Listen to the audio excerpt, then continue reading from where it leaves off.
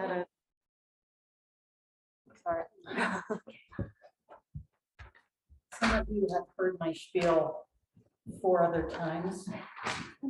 This will be the 5th.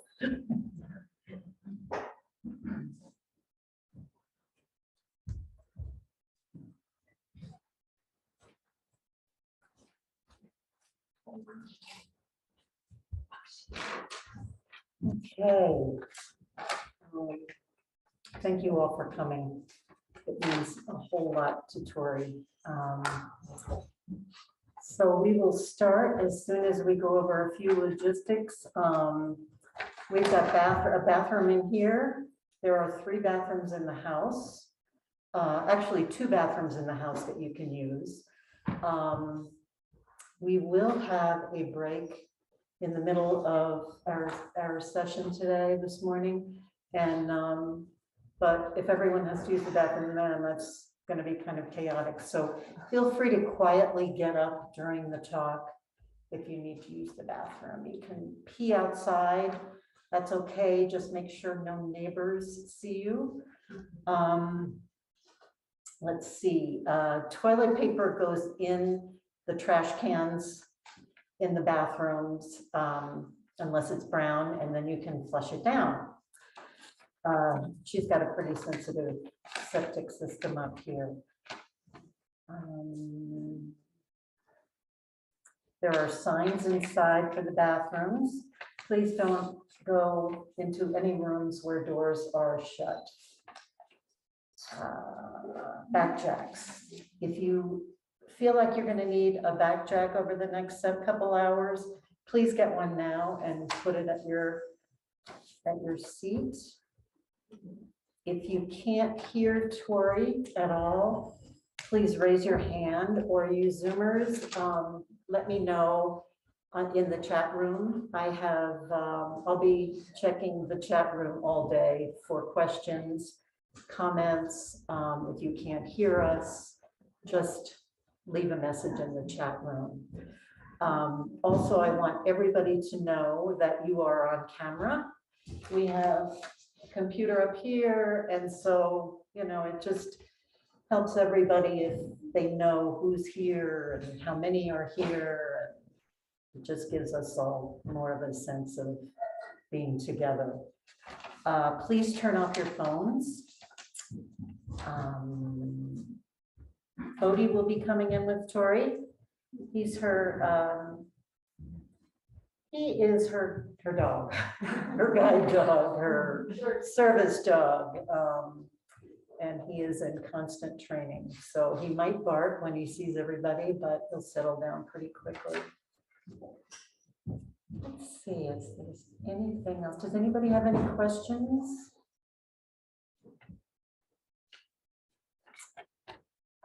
So I think that's about it. So I'll go get Tori and we'll start shortly.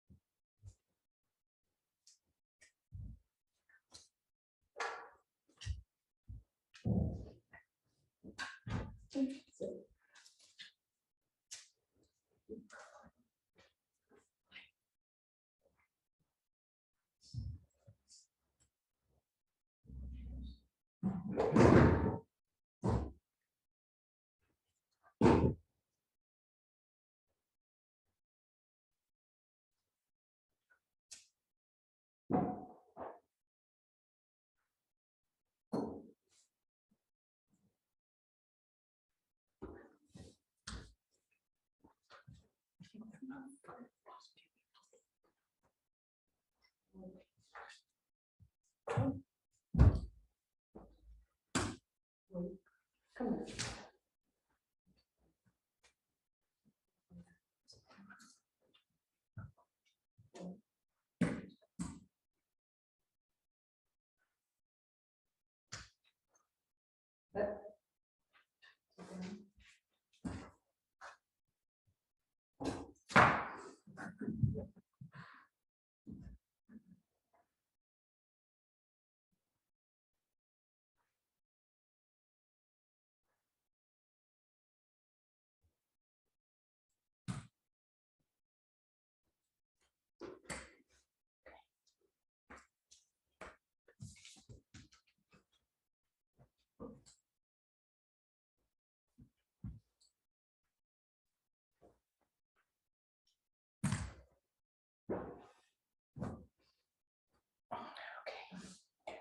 Gizmos.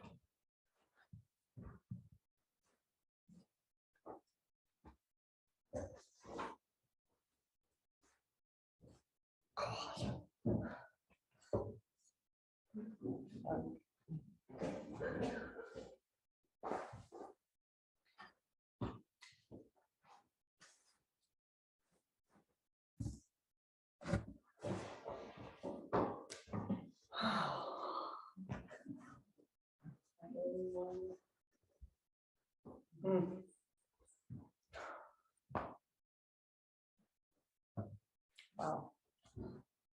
So this is amplifier. Can you, so I don't have to stream my voice. Can you hear? Is that louder? That good? A little louder? If I talk like this, you can hear me? Yeah. Louder? Yeah. Okay. Oh my God, all the gizmos. Welcome, everybody.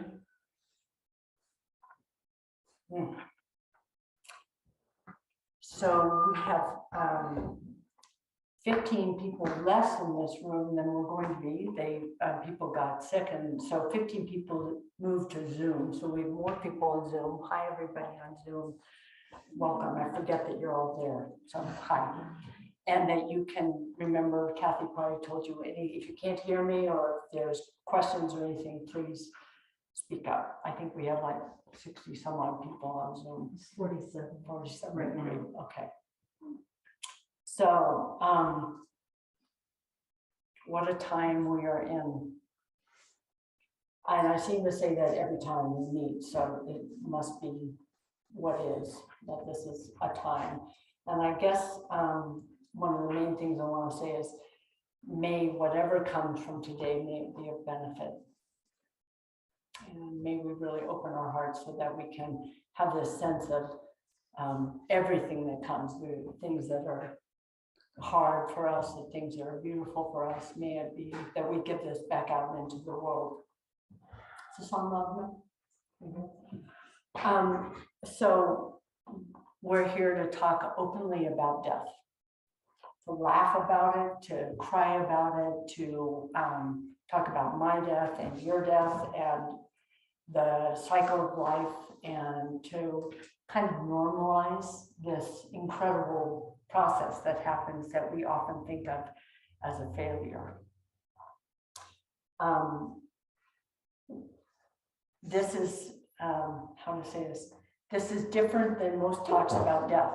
It's not theoretical. I'm talking about death from my own experience. And that's why I hope in some ways this creates a different, this is a different teaching in some way.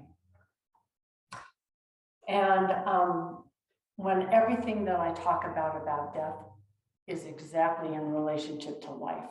So listen with those ears, translate everything, and I will be helping that too, but translate everything into how does this relate to my life as I am right now? Not whenever I'm going to die, which you may do too, but it's also in just how do I relate this to my life right now? Everything that we can say about how to prepare for our death is how do we prepare for our life. He's going to search the sun out, so he may come and sit on your lap. So just a couple things about my ability to speak. My ability to speak is getting, it's harder. And if I have any emotion at all, meaning I think something is funny, I can think something is funny, and nothing funny is happening, and I can't talk. If I think something's sad, I can't talk. It engages the muscles in my, just thinking something, it engages the muscles and takes away. I'm talking right now with muscles that are not supposed to be used for talking. I'm using these auxiliary muscles and they get very, very tired. But if anything else gets engaged, those muscles say, eh. So, and my face gets funny when I think something's funny. Go figure. Anyway, have patience with me, and I will probably get very tired. So we always start with a meditation. And the reason why we start with a meditation is because as we'll go on, you will understand my bias for meditation. But all of the teachings can be, I don't need to say anything if we were to sit together. And so that quiet and also my guiding, which I will be guiding us in the direction of where I want you to be putting your attention, would be the teaching, enough of the teaching.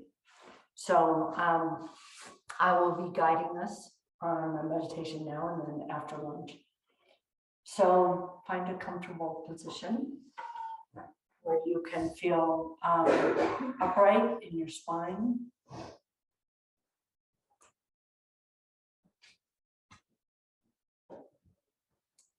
Abel.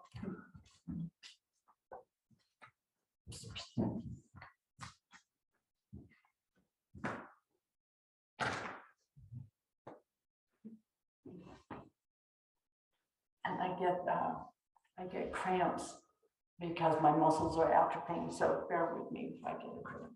Get you right. Okay. So first of all, just let yourself just be here and take stock of what it's like just to be you as you sit here quietly. Feelings, sensations, what is your mind like?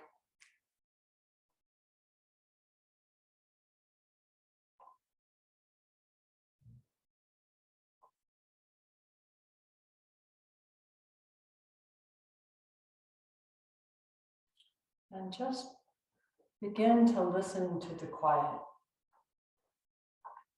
starting to orient our attention a little bit more towards the quiet. There's a lot of quiet around.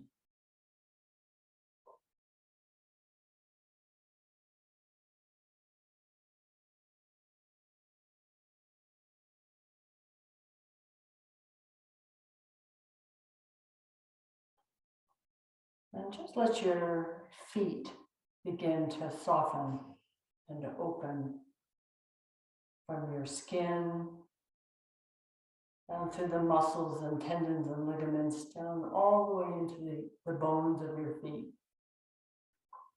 Don't think softening, actually, as if you were inside your feet. Let your feet soften.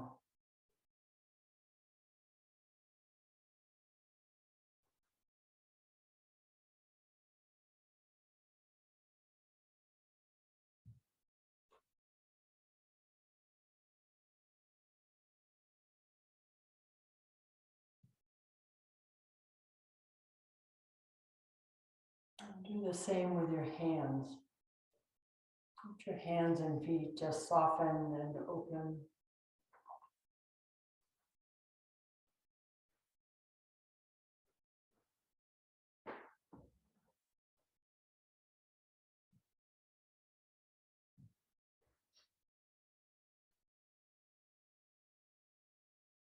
And let the four corners of your eyes soften. The two corners inside and the corners outside. Let your eyes and the areas around your eyes soften.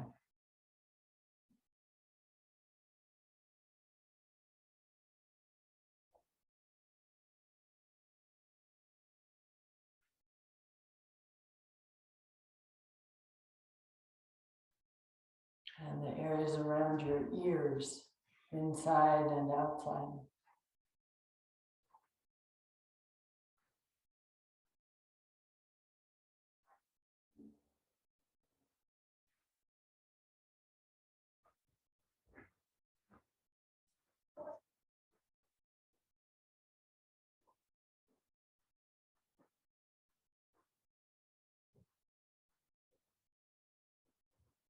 And your tongue, from the back of your tongue to the tip of your tongue, let it soften.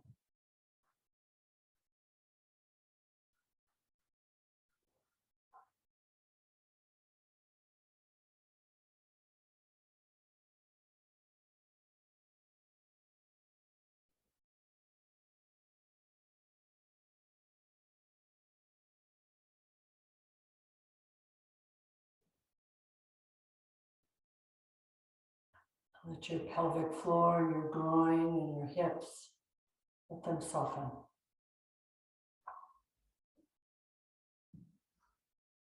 Your belly.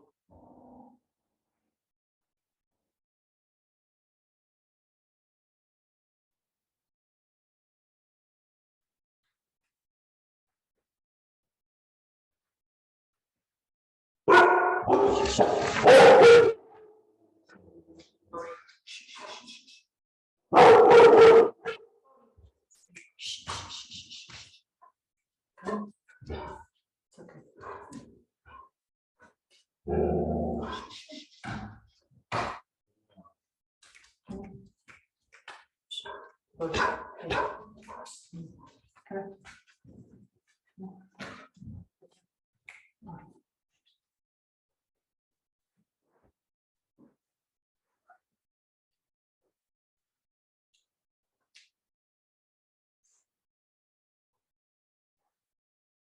So once again, just reminding yourself about your feet, your hands, your eyes, your ears, your tongue, your pelvic floor.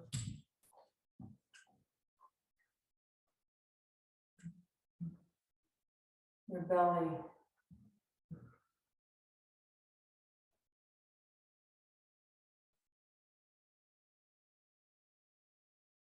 Let your diaphragm now soften so it can move a little bit more like a jellyfish moves. Very fluid, easy.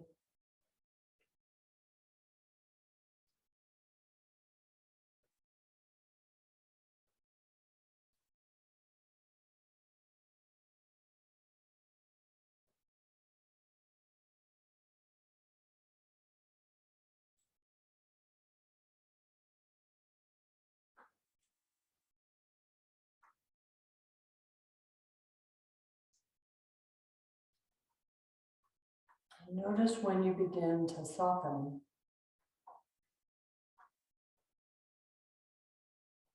There's a certain intimacy that can begin with the quiet.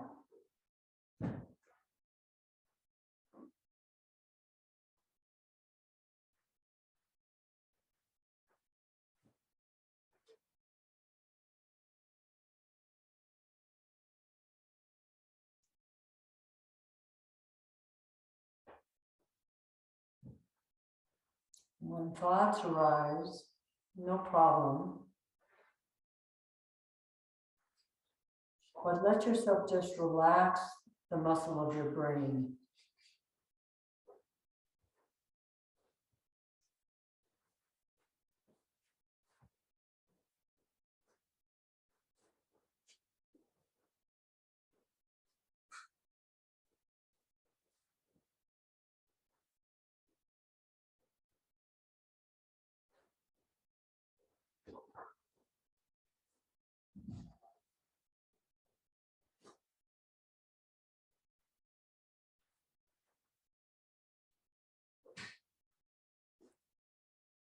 So we're listening to the silence, to the quiet, to the stillness with our whole body, with our soft feet and our soft belly and face.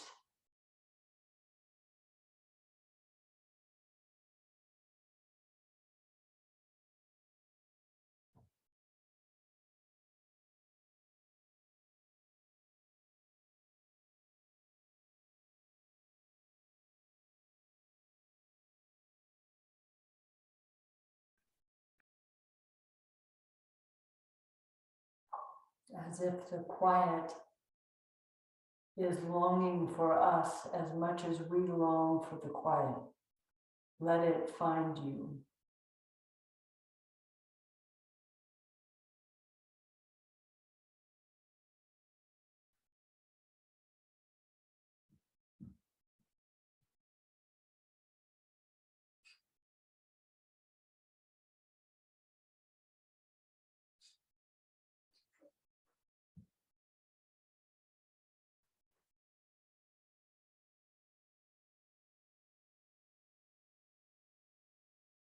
This very, very intimate space.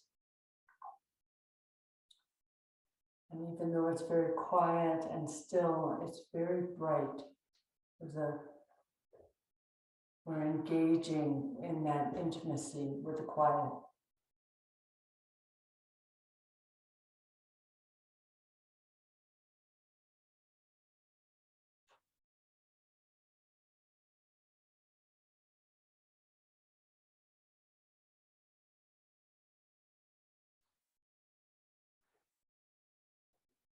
And can you let go even more? Can you soften even more while staying in this very elegant awakeness? Can you soften even more and let go even more?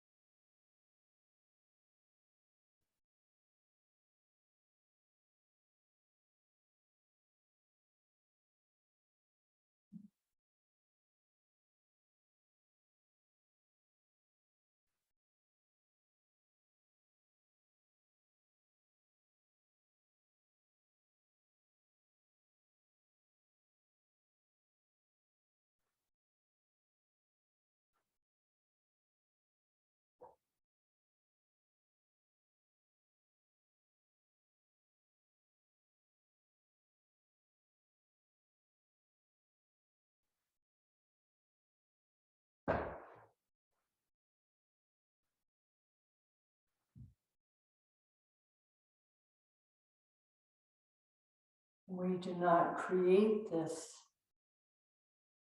quiet, this peace. It's always there. It's always in us and around us.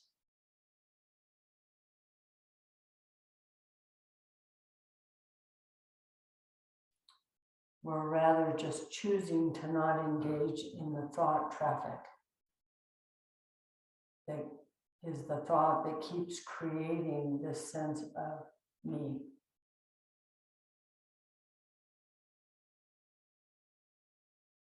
We're not resisting the thoughts, we're just letting ourselves relax around them, relax the brain.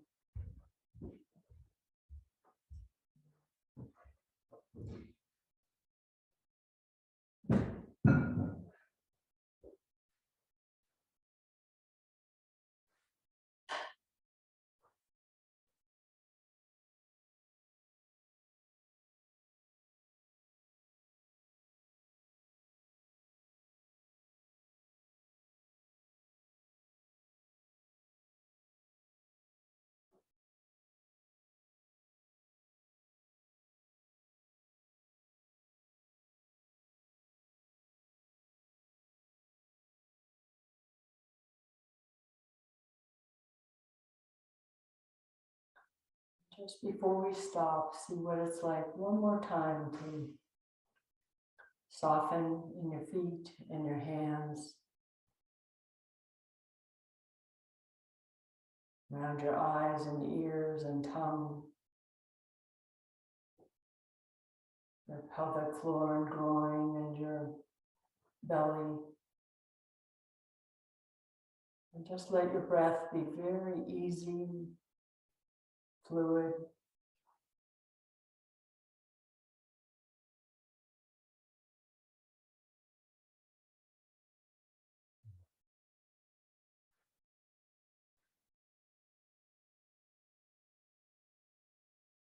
And just touch that quiet stillness that all sound and movement arises out of and returns back into.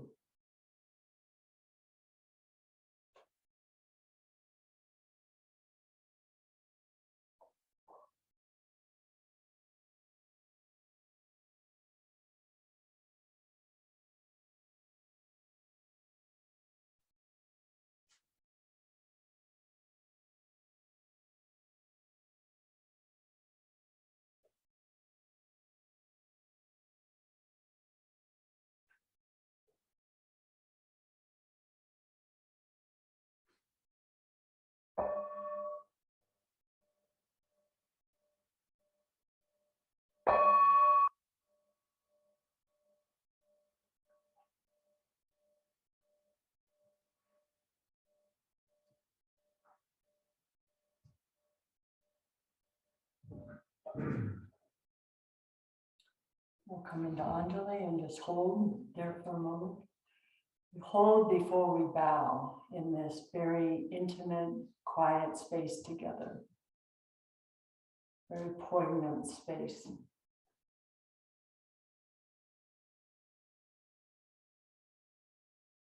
And then we bow. We learn.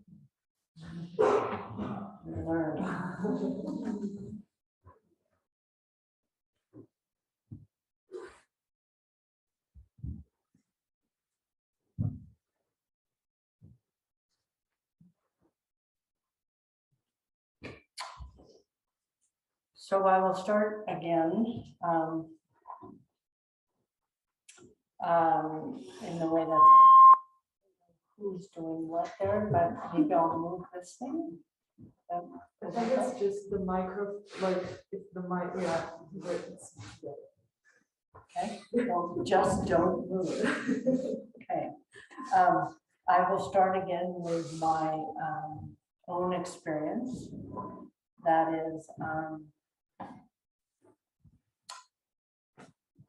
very vulnerable to share.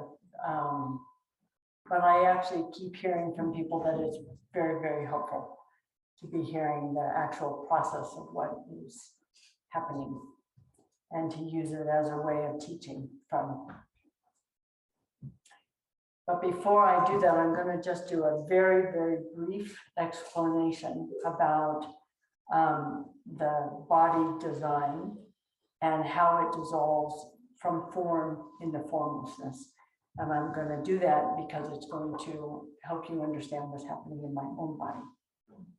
So the body is made of elements, the earth element, water, fire, air. And the earth elements are our bones and teeth on a very literal level, the internal level. The elemental qualities are bone, earth is bones and teeth. The hard parts, fingernails, the hard parts of our bodies. The water are our fluids, blood, urine, pus, everything that's fluid. Fire is the heat that is generated within the body, and air is our breath, winds. Some people have more wind than others lately. But there's psychological elements and very physical, literal elements. And there are internal elements, which is like the elements that I just described, and external in the way that they dissolve and form. When we come into the world, from formless into form, we come through, and the elements are created as we come into form. And when we die, the elements dissolve in the other direction. And they start with earth. They start with earth, water, fire, and air. And that's the stages of dying. Those stages of dying can be quite quick, and they're also very long. And the reason why I'm bringing this up is because I want to talk about my own, that I've already started entering into the first stage of that disillusionment. So, and in time, I will explain more about this as I go more into the dissolving property. But today, I just want you to have a general process of it. So the outer dissolution, how that goes is when the earth element starts to dissolve, the body loses strength. The mind and body can become agitated. It can feel like there's a heavy weight on the top of us. It can be the internal experience can be a sense of the vision becoming more unsolid, more like a mirage in some ways. This is the earth element dissolving into the water element. And when the water element is going, we can lose control of our bodily fluids. We can become very thirsty. Those who have been with people dying know this process very well. We can become very, very thirsty. And often the vision is the haze, a haze with like wisps of smoke. This is the water element dissolving into the fire element. Fire is the mouth and nose become very, very dry. Again, this is so clear when you're with people who are dying. All the warmth starts to leave the body. The mind swings from clarity to confusion often at this stage. And there often is the vision is shimmering red sparks, kind of like fireflies. And the final one is air, where it becomes harder to breathe. There can be a rasping, a panting. The mind becomes less and less aware of the outside world. And this is often where we start to come into the place where how we've lived our lives up to here starts to show up. Are we struggling like we have in our life? Is there a lot of unresolved stuff? Are we in a lot of struggle or suffering? There's a whole lot about that I can talk about in time, but I'm going to leave it for now because that is an incredibly important time when the air element is starting to dissolve. Super important time. And I'm going to talk about that a little bit more in this talk, but I'll talk about it a lot later. I keep thinking I know exactly what I'm going to talk about in the next time, but then that all changes because my experience changes so much. So I am in the death process, and I am in the earth element is dissolving. I'm losing a tremendous amount of strength And everything is much harder to do. My walking, my talking, my dressing, tying my shoes, eating, breathing, walking upstairs, everything is getting much more difficult. And the feeling of being weighted down is very, very strong, feeling of being very heavy. My body is extremely agitated at times, which I will, the reason why I'm talking about this first is because I'm going to unpack it a little bit. I have a lot of agitation in my body, and that very much nothing is looking very solid. And literally my vision, things that were very solid, there's a sense of kind of a movement in my view. So I'm going to unpack that a little bit. The term my nerves feel frayed, or I've got frayed nerves, came from the ALS, because in ALS the nerves are dying, and when the nerves die, the nerve sheaths become frayed. So I have frayed nerves throughout my entire body, and that means when anything is a little too much movement, or there's stuff happening in this space, I'm trying to concentrate on getting across the floor or doing something. And so when there's too much, my nerves feel very agitated in my body. So that sense of being very, I'm choosing to be in quiet environments right now. I have very much turned towards death, and it happened very naturally. And when that happened, my vision of life being solid shifted. So this sense of things being as solid as we think of them in our minds has changed somehow. So I see things in much more of a sense of, I think in more of how they are, which is just less solid.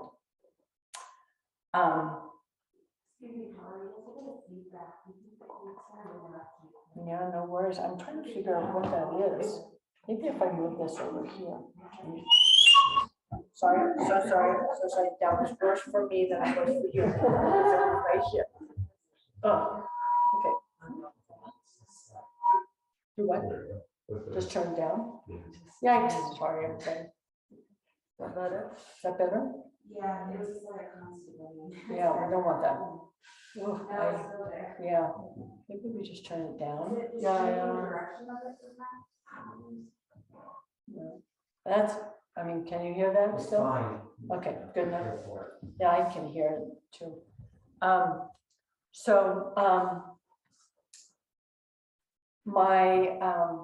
It's funny, this is so vulnerable this time, talking about it. I think as I get closer, there's something,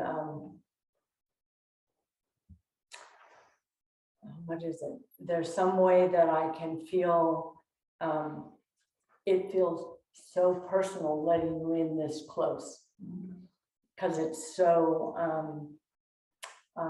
it's hard to describe, but it's also saying, this is really happening. It's really happening. I got this morning and told me, I was like, this is really happening.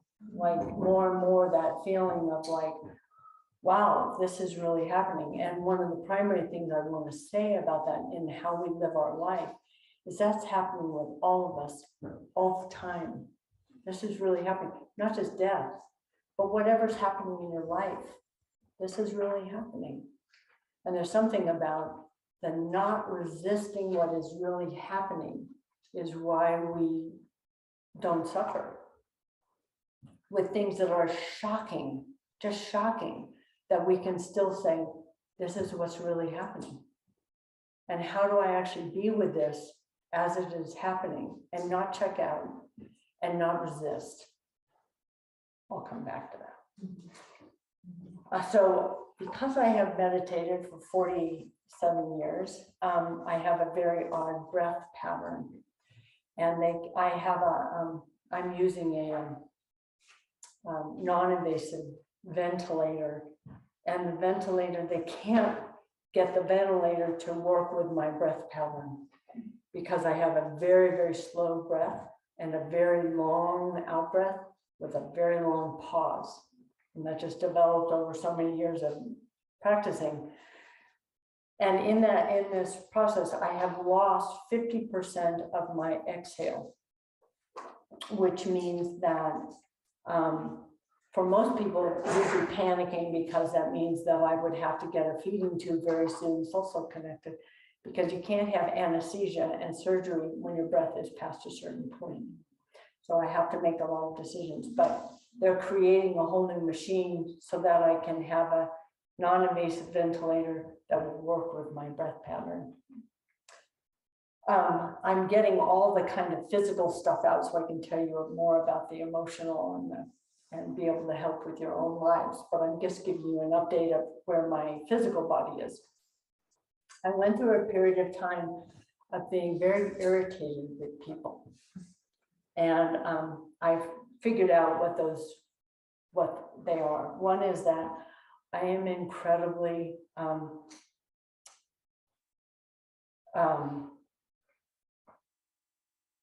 intuitive and sensitive and psychic right now. As we get closer to death, that just naturally happens.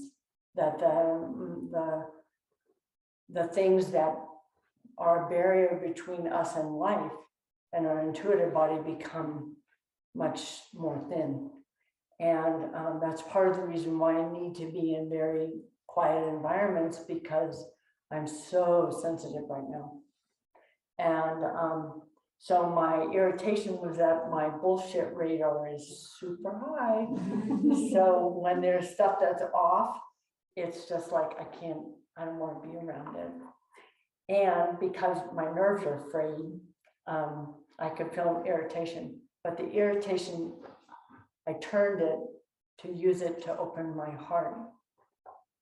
And I began, every time I would feel the irritation, and now the irritation is not coming up much, is I would do Tonglen.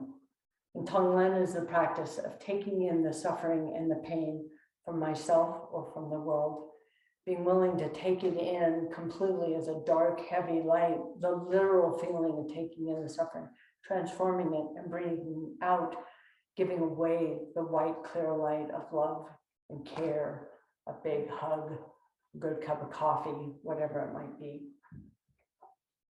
And so I found that the irritation, and I say this for all of us, let the irritation of life, one, not be a problem, but also use it to let your heart open and to do something that is so radical, that you would take in the suffering of the person that you are so fucking irritated at, but to take in their suffering and to take in your own, that you are that irritated at someone that you love.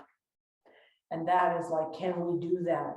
Can we do that for the people who are in Ukraine and the people who are in Russia, the people who are running the country of Russia, the people who are the people who piss us off? Can we actually have that, do that same breathing in their own suffering and giving them that?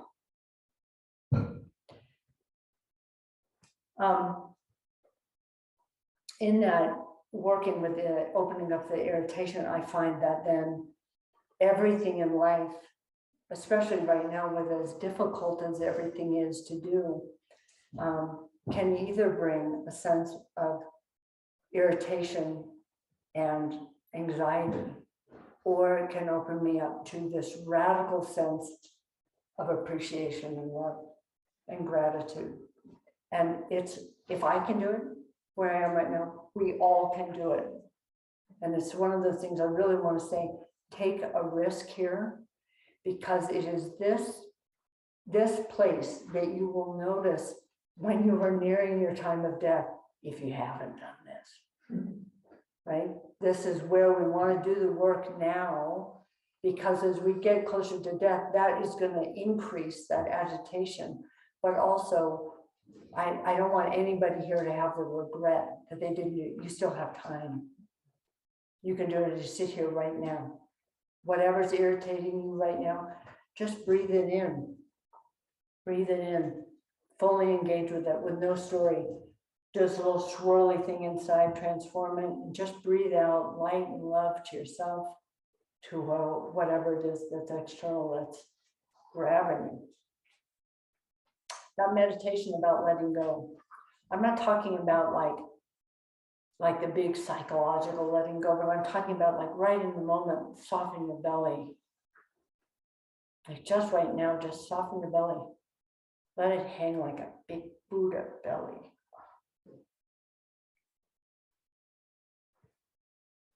All day long.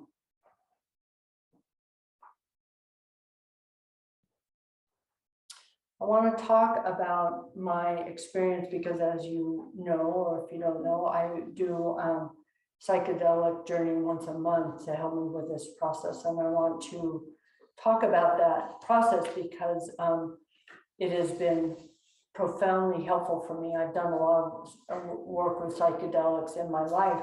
And right now I do it with very specific questions, and I use a very specific medicine, and it's very controlled, and it's profoundly helpful, profoundly helpful.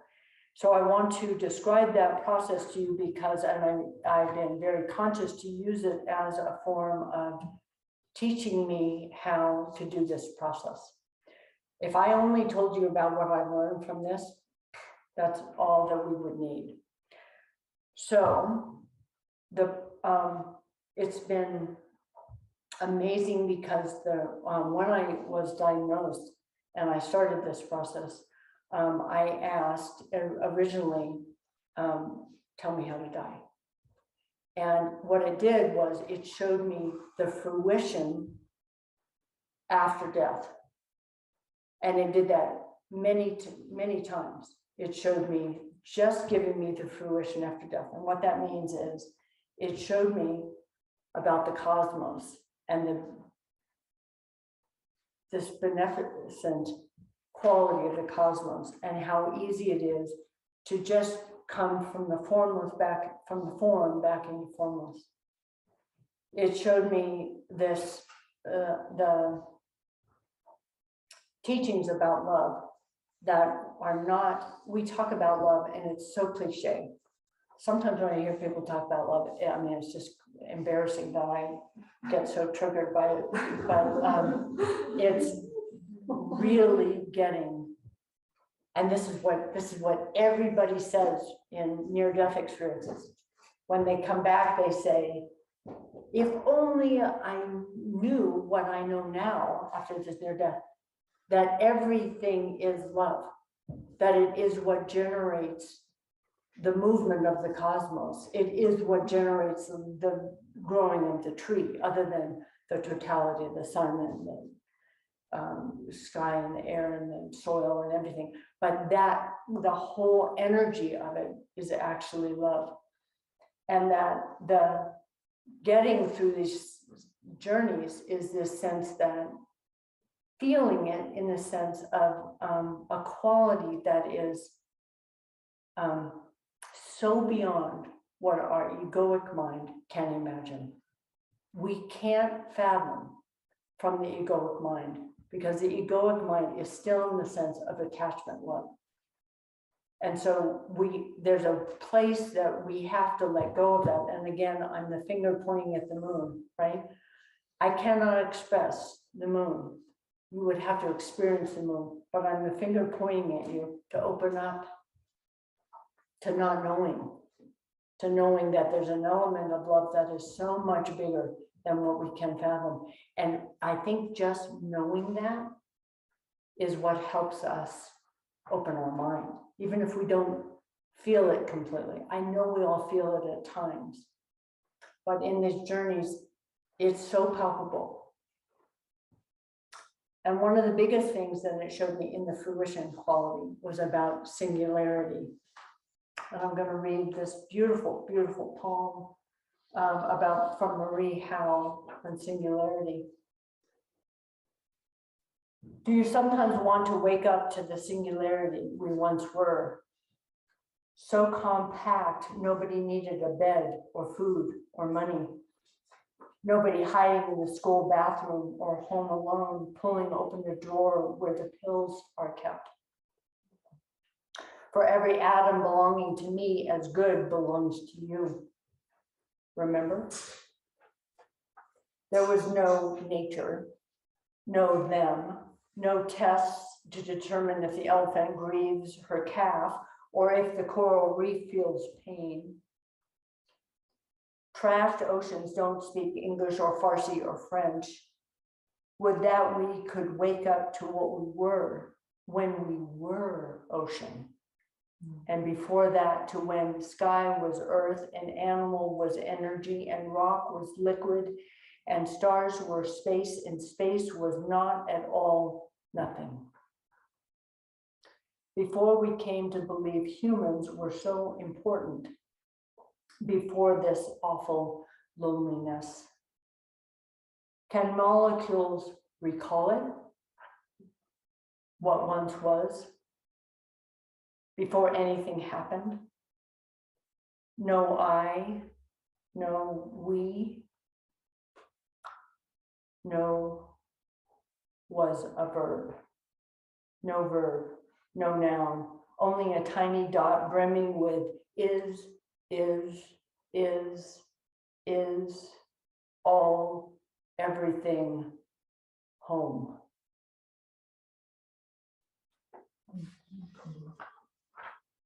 That is what the fruition is that I was given, which is that sense of that there is nothing separate, and getting that on a cellular level, being given that gift of that teaching, of feeling that, not sitting over here as Tori witnessing that for everything else, but being the ocean, being the leaf. So it started with the fruition of where I was going, we are going, so that I could not be afraid. And then I asked, how do I say goodbye? And it showed me that it showed me my brother's house, that I am very connected to the spirit of this house. And I knew I would not see it again. And it took me into each room and said, grieve this room completely and walk out of this room and don't look back to the next room. Grieve the next room fully. Walk out of that room and grieve the next room. And when you leave the house, turn around and look at the house once. Turn around and walk away. And that was a huge, beautiful teaching and how to say goodbye, not only to me, to my own behaviors, to my own things that I love, aspects of myself, but to him, to you, to this land, to my family.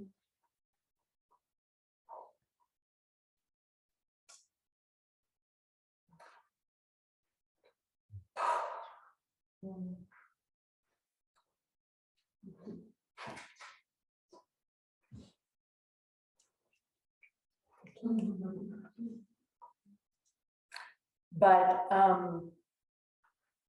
this sense of, as I've said so many times,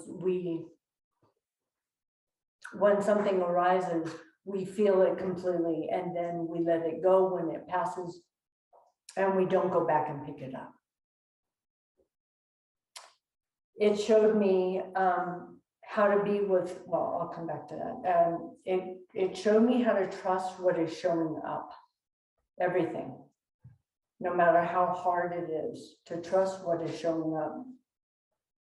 It showed me which film to cover my lens that I see through, meaning that I can cover the lens with a very, very subtle dark covering or a very, very subtle clear light covering.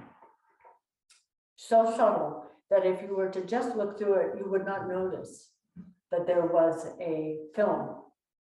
But it's in that film how we relate with our lives. If something hard comes up, do we even very subtly just take a negative, slightly negative view of it? Or do we see it and see it with this sense of aliveness? We think aliveness is good. Aliveness is energy. And so this sense of, it's so subtle, but every day, how do I see that? And it is because of remembering. So now when I wake up in the morning, before I open my eyes, I say, may I remember before I open my eyes what film I have over this lens. And I recommend that. How do I see the world when I open my eyes? How do I remember spirit and life and goodness before I open my eyes? Because you all know what it's like when we've woken up in the morning and we're like, oh, have to face the day. And it just is how we set it up, right? So the last time that I did this journey, which was a week or so ago, I was given very specific instructions on the moment of death. And it was not what I was expecting, but it was apparently what I am being prepared for. And it was a very different journey. And it said to me very clearly, you have everything you need. You are totally prepared, but it will not be easy at the moment of death, because there will be so much in that moment that will want to pull you back. There will be so much that will be calling you, my loved ones. There will be energy, there will be memories, there will be things you won't want to leave the party. And how important it is to keep your eye on the ball, stay with what is, keep your eye on where you're going, and let go, move from one room to the next. Don't go back. And that it'll be a tight little corner, but you'll have everything you need. And it kept saying to me, you are ready, but you need to see. You need to not let your guard down. That this will be it is a hard moment, often at the moment of our death. So I say this to all of us. We're faced with that all day long in how we die in every moment. So this is such an important thing to remember, that our preparation for death is our preparation for every day of our life. So it was an important wake-up call. And what it said was, trust what's showing up, and trust, really work with how to be with altered states. That doesn't mean necessarily just on psychedelic, but that means on how do we be with altered states when we are totally hooked, right? That's a totally altered state. How do we work with that when what's showing up is scary or hard or painful, sad, right? Does that make sense?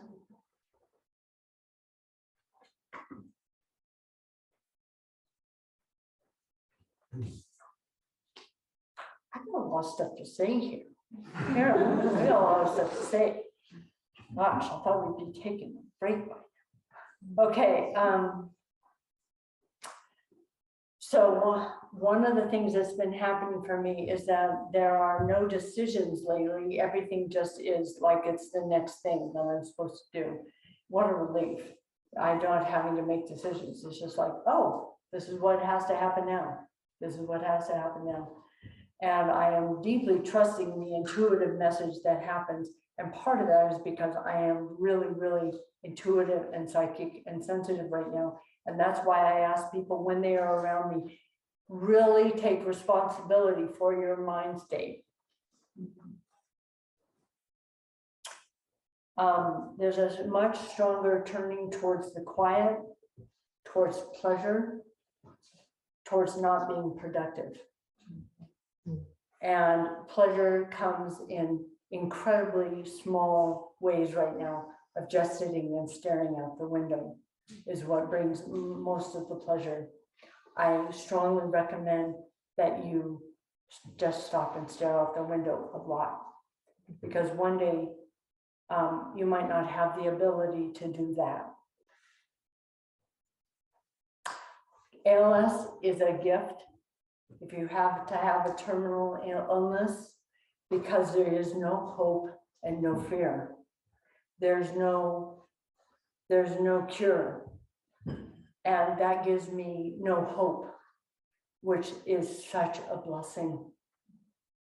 Because as soon as you have hope, you have fear. And this is one of the primary teachings in Buddhism, is that there are two sides of the same coin, hope and fear. As soon as you have hope, you have fear. As soon as you have fear, you have hope that something will take the fear away. And with ALS, it doesn't mean that we're like gloom in Buddhism because we don't have any hope. It's that we're being with what is, and in that there's endless possibility. But it's the hope that somebody's going to take me out of my suffering that we don't hold on to. So in ALS, it's an amazing gift. And I just say that because I want to help everybody in their life who doesn't have ALS, thank God. And you all have a terminal illness and that you're all going to die, but hopefully not real soon.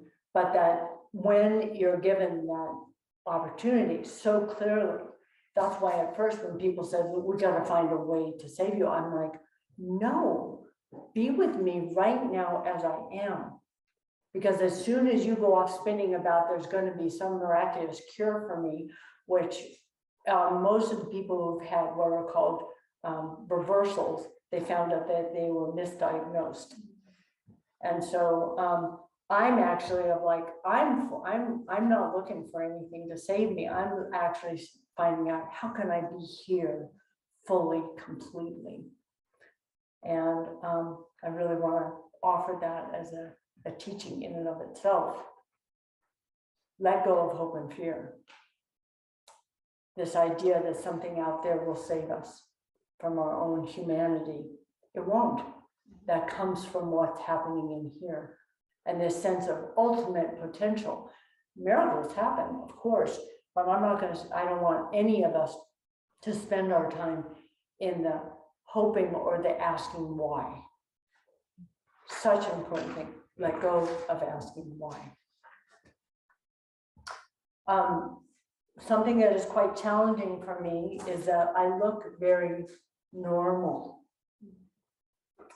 And what I'm finding is that, and I had a meeting a couple of days ago with an amazing astrologer, psychic, who has helped me a few months ago, and the timing of things is just kind of astonishing. But one of the things she said to me is, she just kept saying, I don't know how to work with you, because everything is showing that you're dying and dying not that long from now, but your life force is so strong. And so people keep treating me like I am normal. And I want to give you some insight into what it's like to be here and how to be with all of us in our life. So, because I have made a turning towards death, is that I need people to not assume how I am, to listen so deeply. Imagine, I'm saying this because I want you to imagine doing this to your beloveds, whoever they are. It is beyond time to process with me. I don't need advice. Totally love me and support me now on my journey.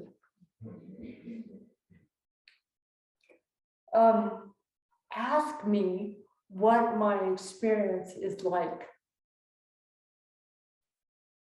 Don't assume. I need protection in this very sacred space. People who are dying are doing the most important work of their lives, and it is so permeable. There's a point when somebody comes, but this is in all of us, that we need ushering and acceptance. It's not a time to convince me to do something, even if it looks crazy to you, what I have chosen. I don't have to resolve anything with anybody. I am clean with people. I just am in a place of wanting to accept my and others' humanity, fallibilities, and preciousness.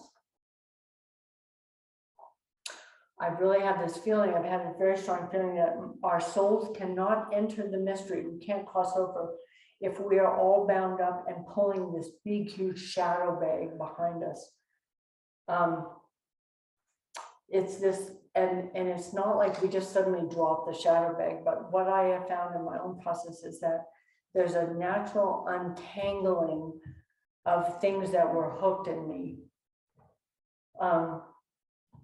So there's 3 ways. 1, a natural untangling.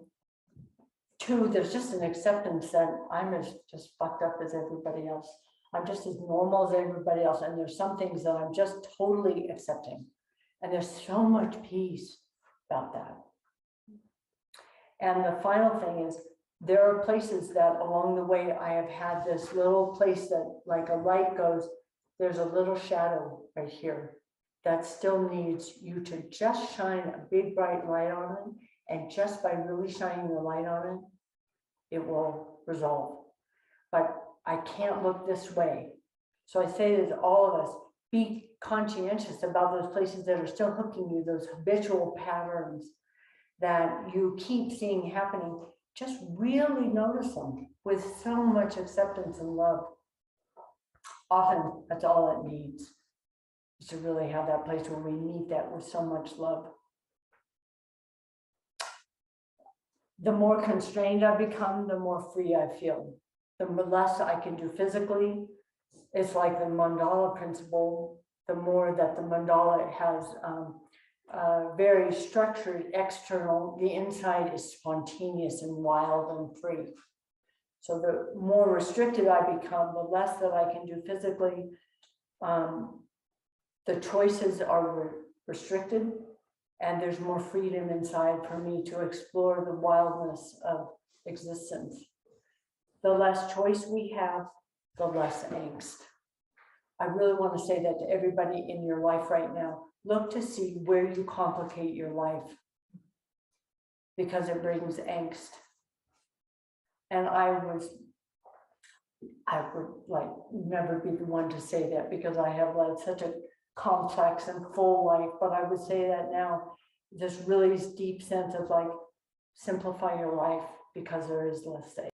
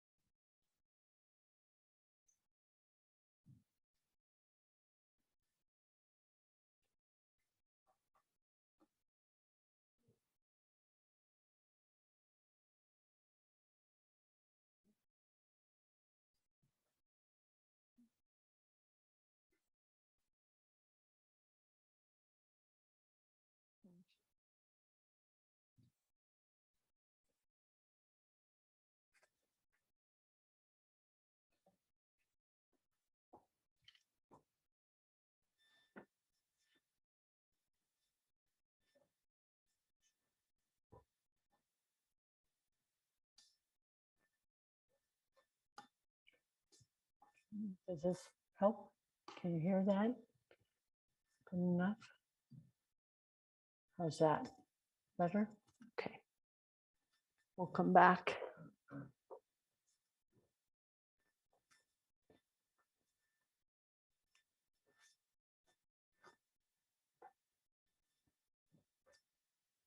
I start with a poem.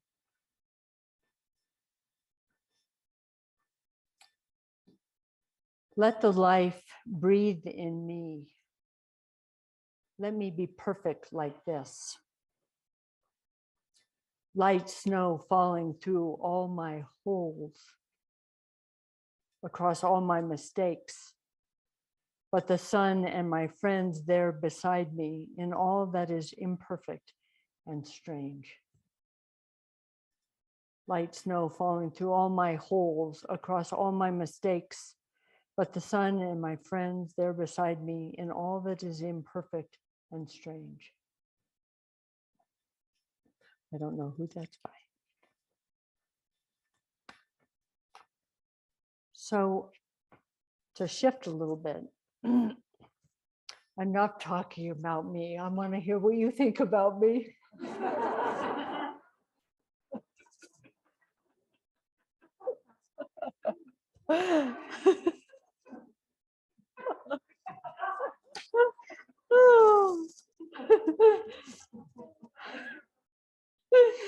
Oh.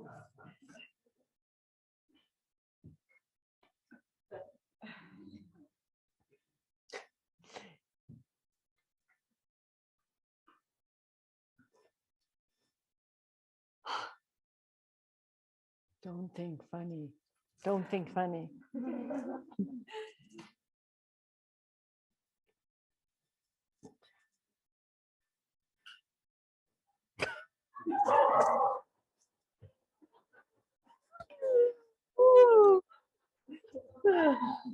Oh, if you try to not think funny, it goes funny. Shut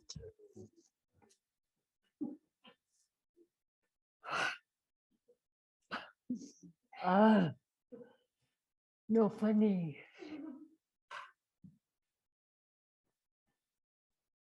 I have to have so much patience. So the reason that we are afraid to die is because we feel separate, right? That would be the ultimate. If we are separate, then if we're dying, we would think we would be alone and more separate, right? When you think about, when we think of death as sort of a failing or an ending in our society, you know, we think of a birth as this miracle, but death as a failure. And I'll speak more about that, but that we have so much fear about everything in life because we feel that we are so separate. And the reason that we feel separate in our lives is because of the mind or the ego, constantly creating a me and a you. And if there is a me, I am separate from you. And all day long, the mind is designed to create a sense of separate self. That's its job.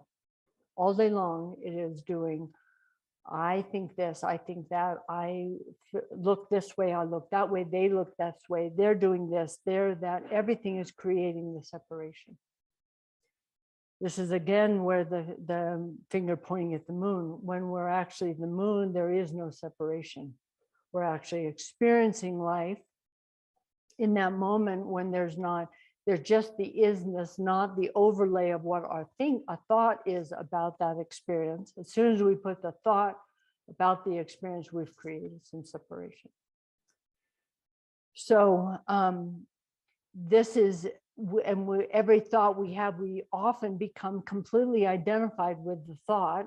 We think we are the thought, right? So all the thoughts, then they start building on themselves, and we become more and more and more this separate, solid sense of this I.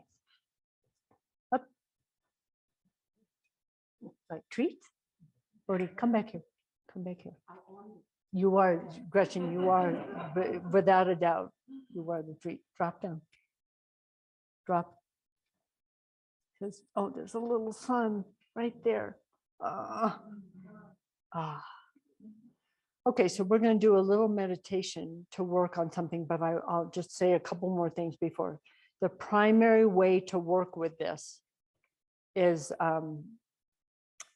to work with developing the witness. The witness is that innate capacity to witness phenomena happening, right? Phenomena, thoughts, feelings, sensations, the wind,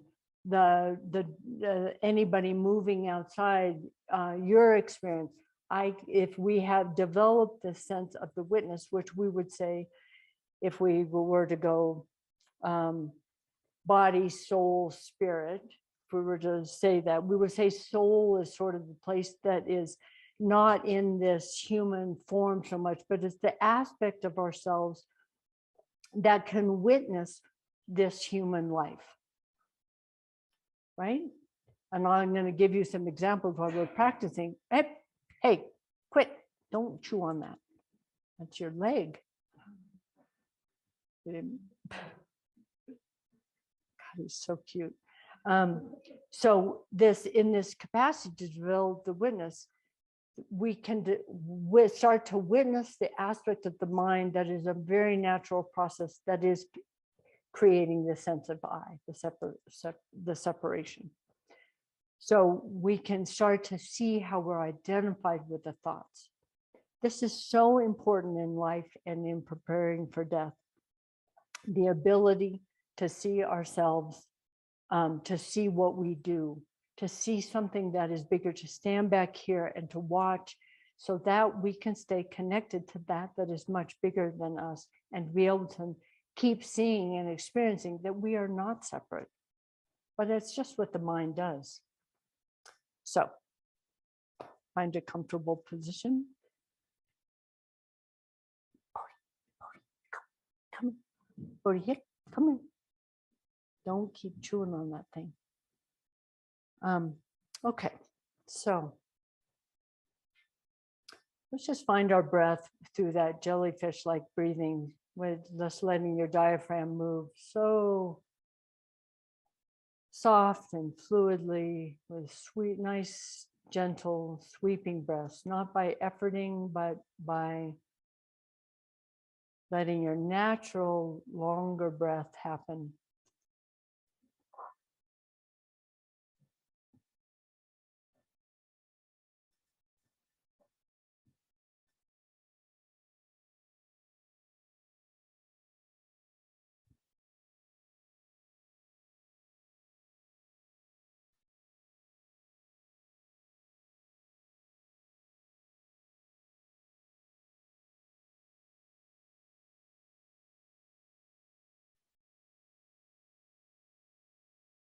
And let your feet and your face soften in your belly.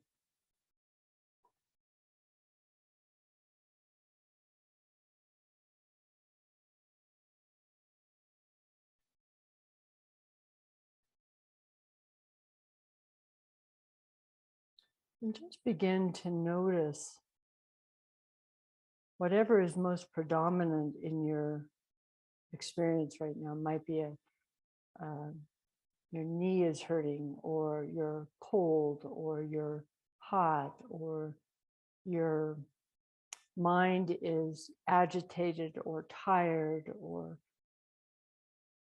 just notice for a moment what's here.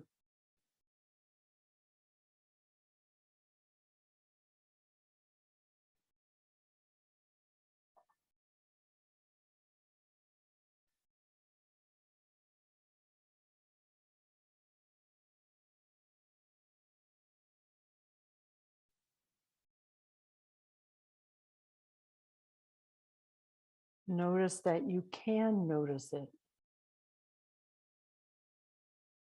that you're not it, but you can actually see it happening. The pain, the struggle in your mind, or the excitement in your mind.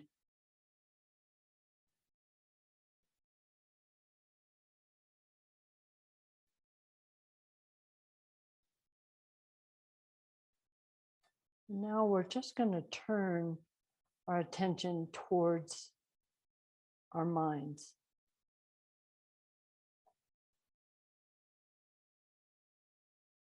And don't try to control anything, but I want you just to notice. And for a moment, I want you just to very gently, with a really light touch, just notice.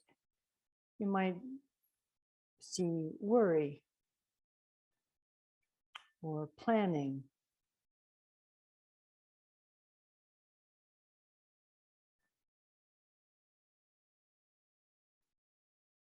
Fantasizing. But just let your mind be quiet, even, and if you come back to your breath, just come back to your breath if nothing's happening. Hearing. Be aware of hearing.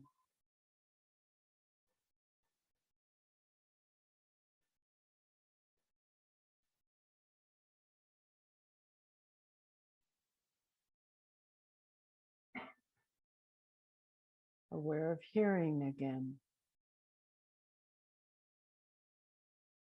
Aware of breath.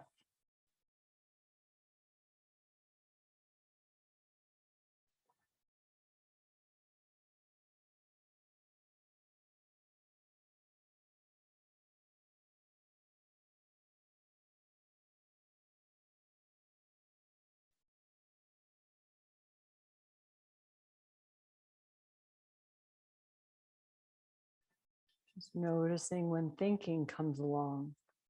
Just a light touch. But notice how there is this wave of awareness. Aware of an itch. Aware of hearing now. Aware of the quiet. Aware of planning.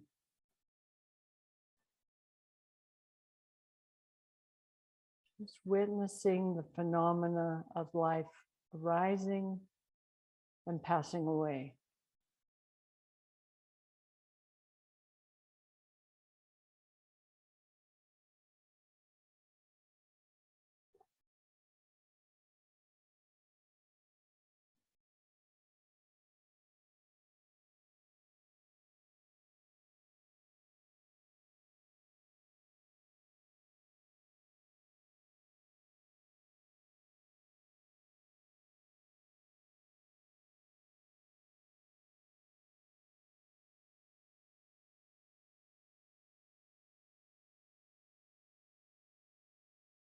If you really get lost, then just come back to that jellyfish-like breath and releasing in your face and your hands.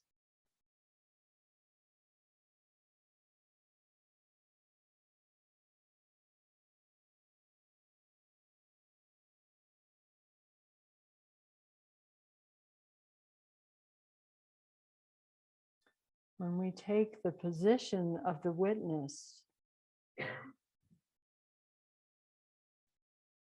then we're not identifying with the feelings and the thoughts and the sensations. We're witnessing them.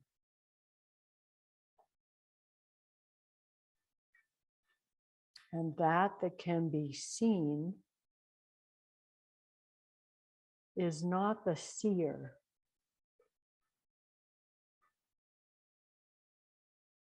And we cannot see the seer.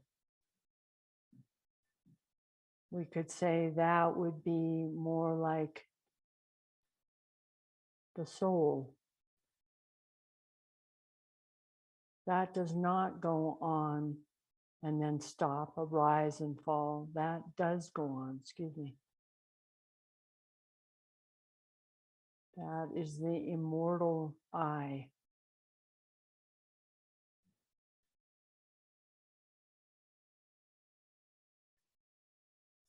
That can be seen is temporary. It arises and passes away. All phenomena arises and passes away.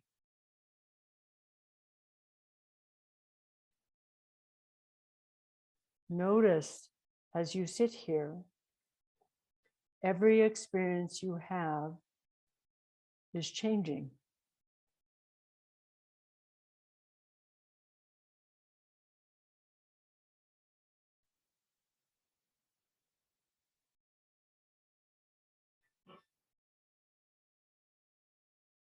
When we begin to develop the witness, there's so much freedom that can come.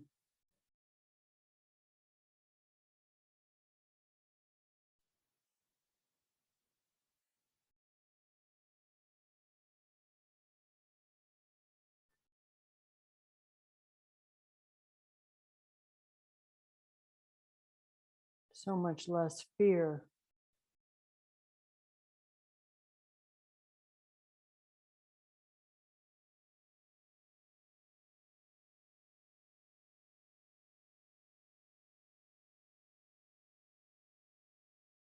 Eventually, even the witness goes. And all we are is spirit. We are singularity. But to develop this witness is essential to be freed up both in life and in death. Watching when we get hooked.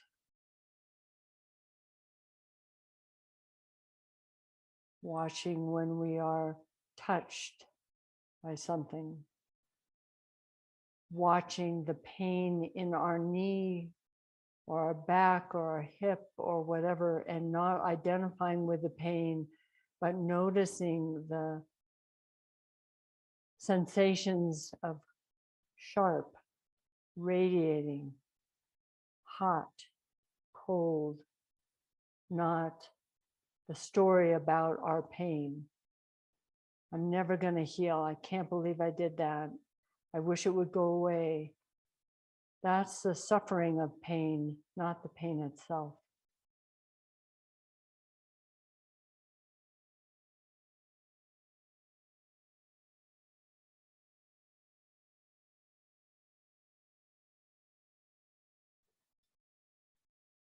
Just keeping your eyes closed.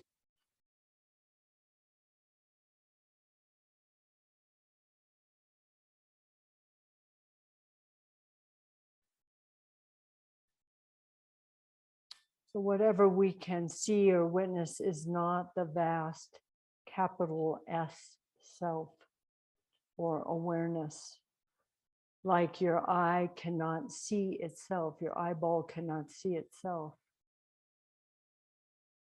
But this is what remains.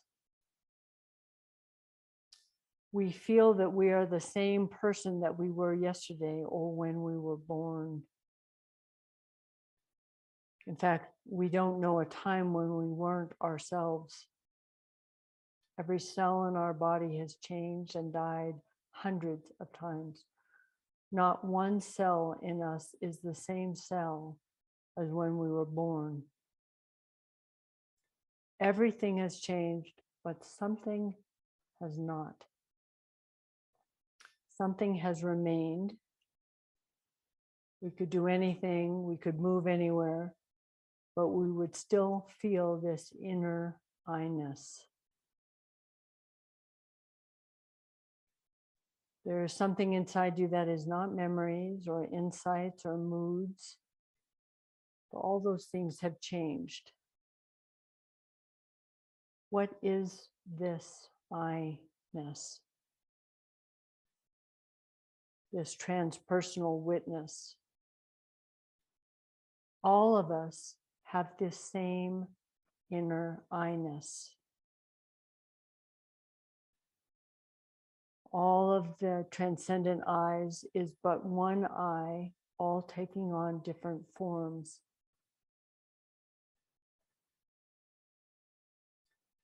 The native people who were here 1,000 years ago on this land had the same feeling of I-ness. That I-ness will not perish with death. And it is the same I-ness that is there with each newborn.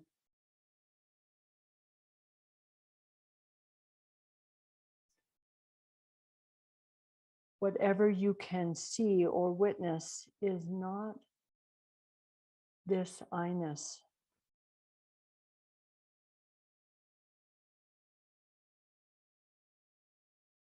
This is the one immortal self.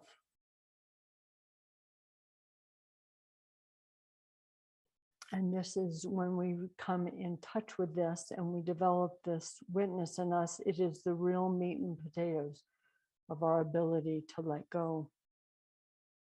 Without it, we will be captured by our thoughts and run in circles by this idea of ourselves and our separateness. And thus death will be very, very frightening.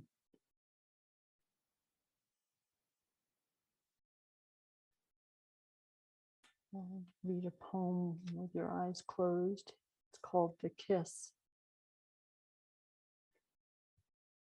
God kissed me in the night, and I felt a quickening, as if tulips had burst through the dark soils of me. It was so simple, this kiss. It brought sweet laughter for all the pain I think I've endured. The soul doesn't see it this way. It's all about the quickening. What will remind the seed that it has other places to go? What reminds the flower that in its time it can fall back to earth and rest, and this is no failure? When did we invent death as a failure? Perhaps all of our lifetimes we have been seeking immortality when we have been immortal all along. This body, sweet mercy, this temple that allows the soul to shapeshift into 1,000 forms of creation. This is God's delight. We run from our horizon because we think it is the end of us, and it is. And then we and the horizon move on. We run from our horizon because we think it is the end of us, and it is. And then we and the horizon move on.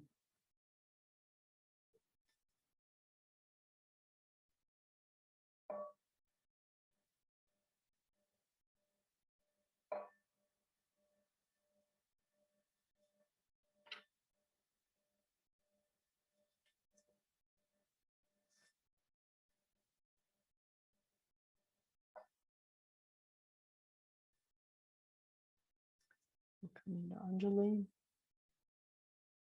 We'll hold that very poignant moment together where we really get to sit in the poignancy. You can taste the quiet. And then we bow.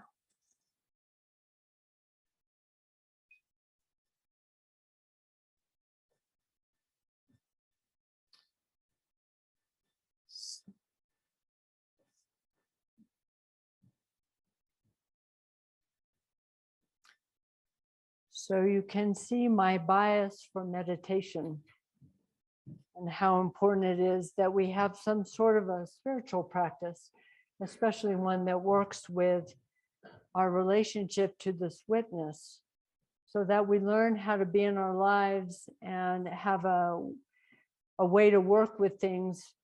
We know how to work with things without having to wait to when shit hits the fan, because we're not going to know what to do. And I can guarantee you at the moment of death, you will be challenged. And moving up to the moment of death, you will be challenged. And every single day you live your life, you will be challenged by the things that you identify with, right? If you are troubled by anything, it is because you are identified with that thought. If you weren't identified with the thought, nothing would trouble you. So the more we can practice that ability to witness the arising and the falling of phenomena, we actually get more comfortable and familiar with that is witnessing, that is the ability to witness. We rest back in that is the seer.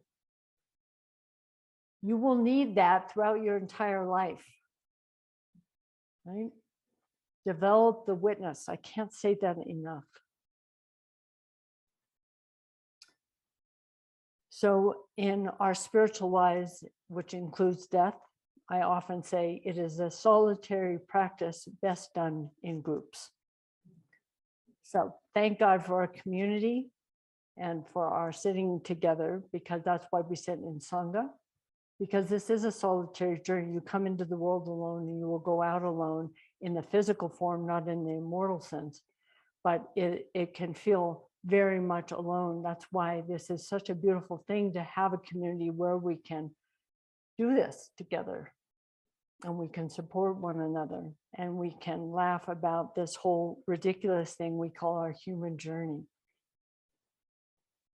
So I want to say a statement. Death is the single most transformative event in the human life cycle. And I just want to open that up for discussion for a moment, because I want to talk about that. And I want to just say what needs to happen to make that true. And what makes it important? So I just want to open it up for discussion. Thoughts? Yeah. How could we say that birth is not incredibly important, but we have an opportunity at death that we do not have at birth? And that's really what I want to touch on. What comes up? What would we need to make that true? And why is it so important?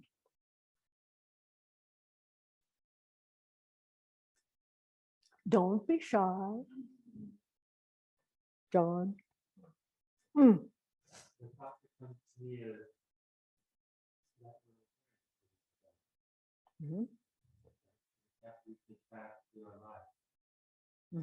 Okay.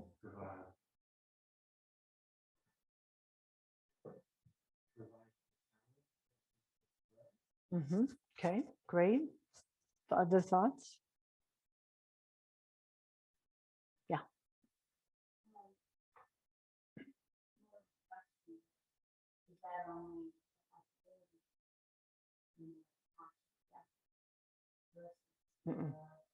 That's great. Yeah.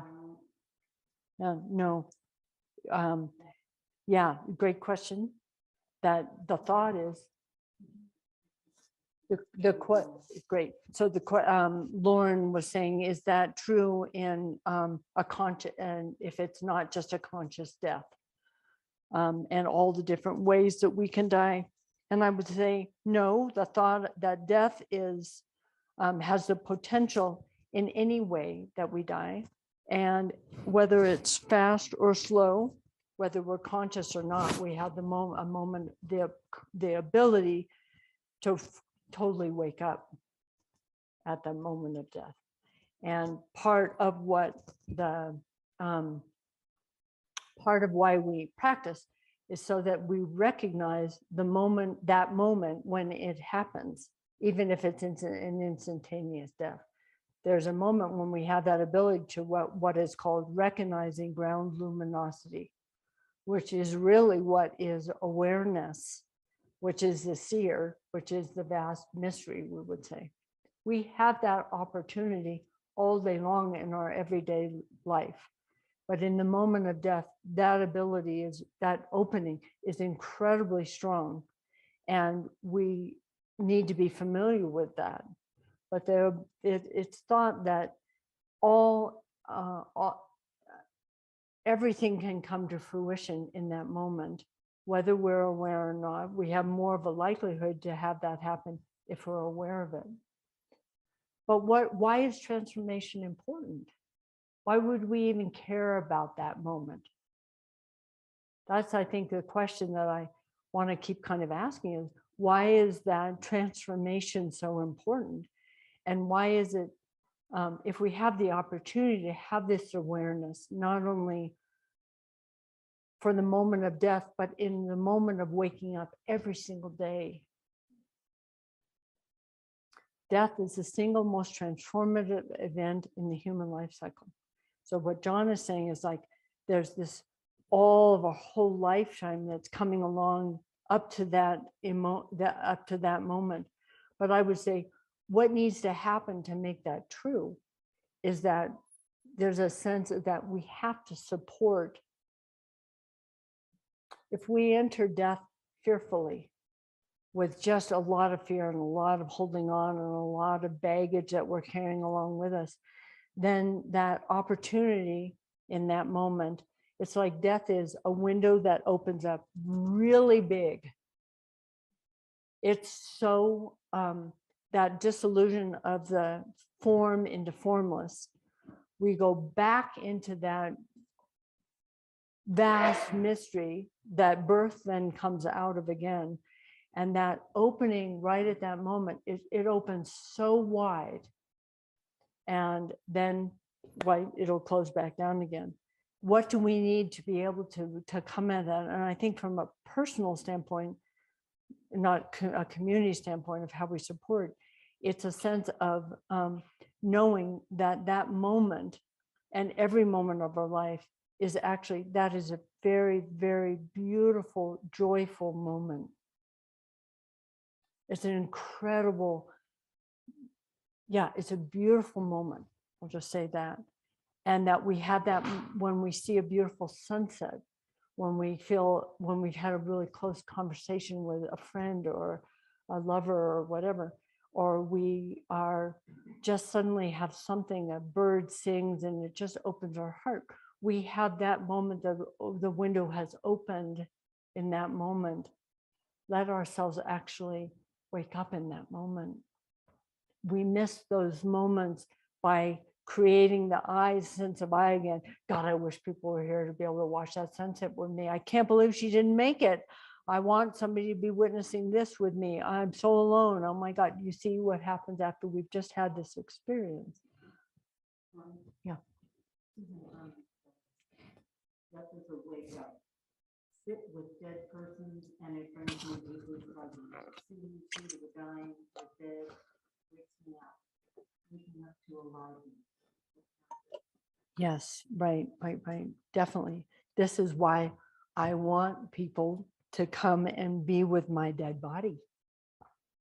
Because I want people to be able to come and be around that quiet awe, mystery of what happened in that sense. There's a quiet around death that is not like other quiet. And I think what happens is it allows us to our mind stops in that, right? Our mind stops. We can't fathom what happened, right? And so there's some way of being in that where to be with our mind stopped. That's why I'm trying to talk about this so much, because I want that sense of that awe, that sense of wonder, to be here more than the fear. More than the fear, because the fear is what holds us back from this awe that's there all the time.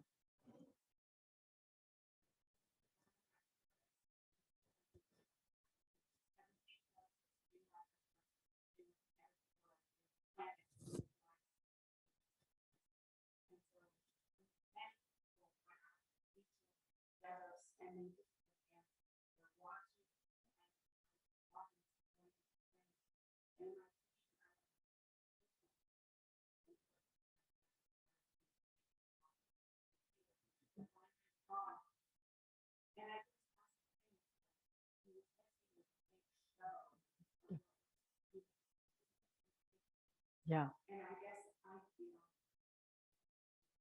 Yes, of course. I'm going to let them know what you just said. Clay just shared a dream of hers where something was going to come and destroy the earth like a comet or something. Don't look up.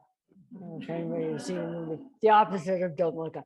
And people were celebrating and dancing out on the beach, and there was a lot of joy. But her father was downstairs doing something on a computer and missing it. And she was saying it reminds her that she's missing it a lot. And we all are. It's part of our human journey, is to have the acceptance and the compassion that we do miss it.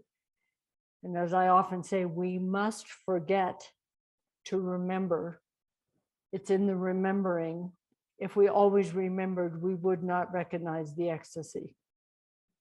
And so it's in the forgetting and the remembering and the forgetting and remembering. That is part of our waking up. And there's something in this, how do we support one another? Yeah.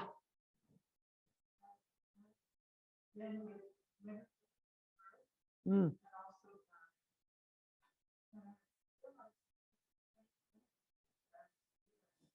Very much.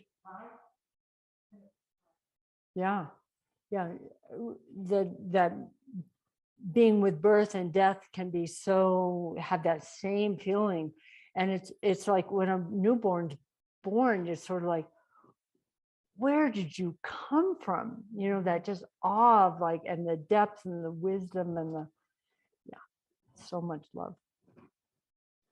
So this sense of what do we need to do to make that, how do we as a community help each other live our lives that way, but also help each other in that dying. There's something about if we're not pulled back, and I'm really getting this now about this, how do we support someone in the process of death? And there's something about being in the wonder with them, being in that awe with them, because, and being in that state of not knowing, and that state of such deep listening, of being in that place of just not solidifying anything. Because in that moment of when the window opens, that is, and this is in life and in the moment of death, how we enter into the bardo, right, the time between after we've died, is can be, if we enter that tight, that bardo can be tough. And the karma that we are in the moment of death, that is thought that is a karma that, which if we were to just say the energy that we have created in our lives, that has a very strong momentum. It's that momentum that goes on. So how you, and that momentum goes on in each moment and at the moment of death. So how do you want to meet each moment? This is like, do we want to be creating the next moment with that same momentum of the energy of this moment? Right, so how do we work with this in each moment? And at that moment of death, that's the big moment where there's a whole lot of energy that's been going on that's got to go. If the energy is neither created nor destroyed, it's going to end up somewhere. So if I think about the suffering of the cosmos, I don't want the cosmos, in some ways, I want to transform that suffering before that suffering goes on. So not only for me, but in my Bodhisattva vow, I don't want to have to give that to something else to perpetuate. So I'm going to just say something that I have realized about myself that I think is true for all of us in our lives. So we begin and we end in similar places in this mystery. We enter with a deep wisdom, a knowing, a wholeness, with no feeling of separation. There's only one thing, and we are it. For the first 18 months, at least, our nervous systems are developing, and to support that, we need calm and ease. Think of a baby right now. Continuity, care, tending, stability, unconditional love, right? This is helping this baby's nervous system be prepared for life.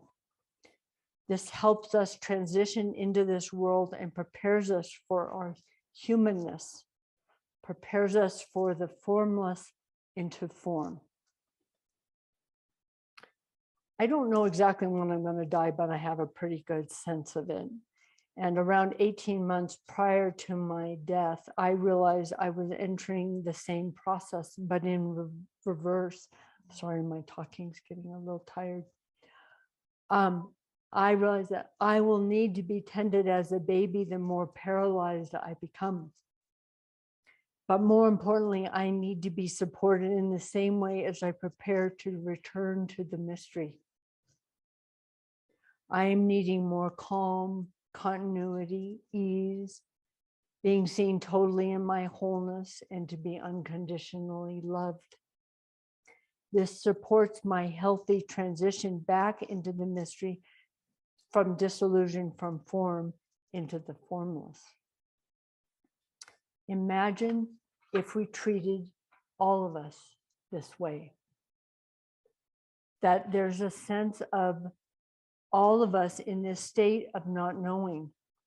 When I talked about the trapeze, I think 2 times ago, when we have to let go of one bar into the unknown before we grab the other bar, we have to totally let go. And in one sense, that act is very simple.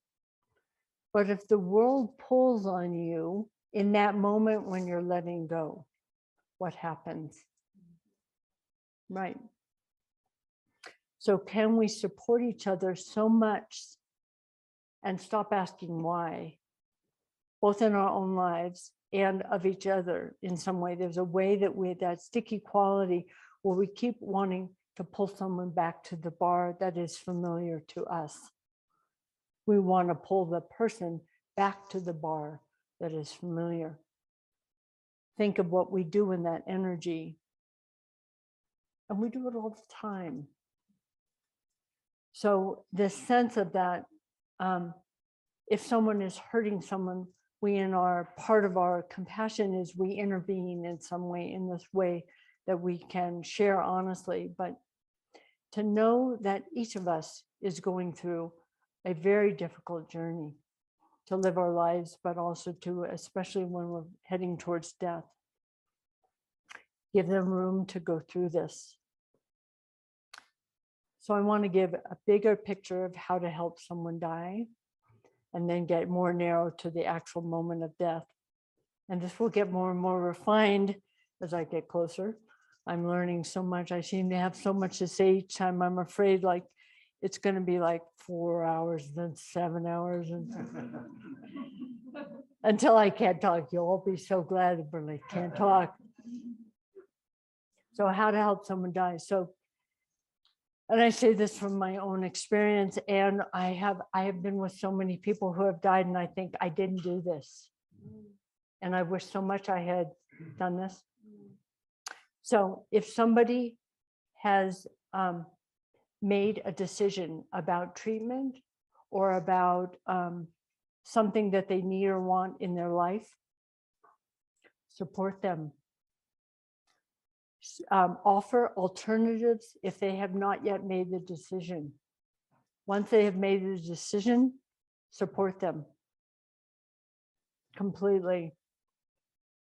Don't try to get them to dig into things or process things if they don't want to. I have had opportunities when I think about talking about death with somebody who hadn't wanted to talk about death, who was so grateful, but I offered it. And if they weren't ready, I mean, so that's one thing. I was like, they don't want to go there. Love them, accept them, and listen to them from a state of wonder. How to be with someone who's getting closer to death. Listen with a sense of not knowing. So I can't say this enough. Be in wonder with them.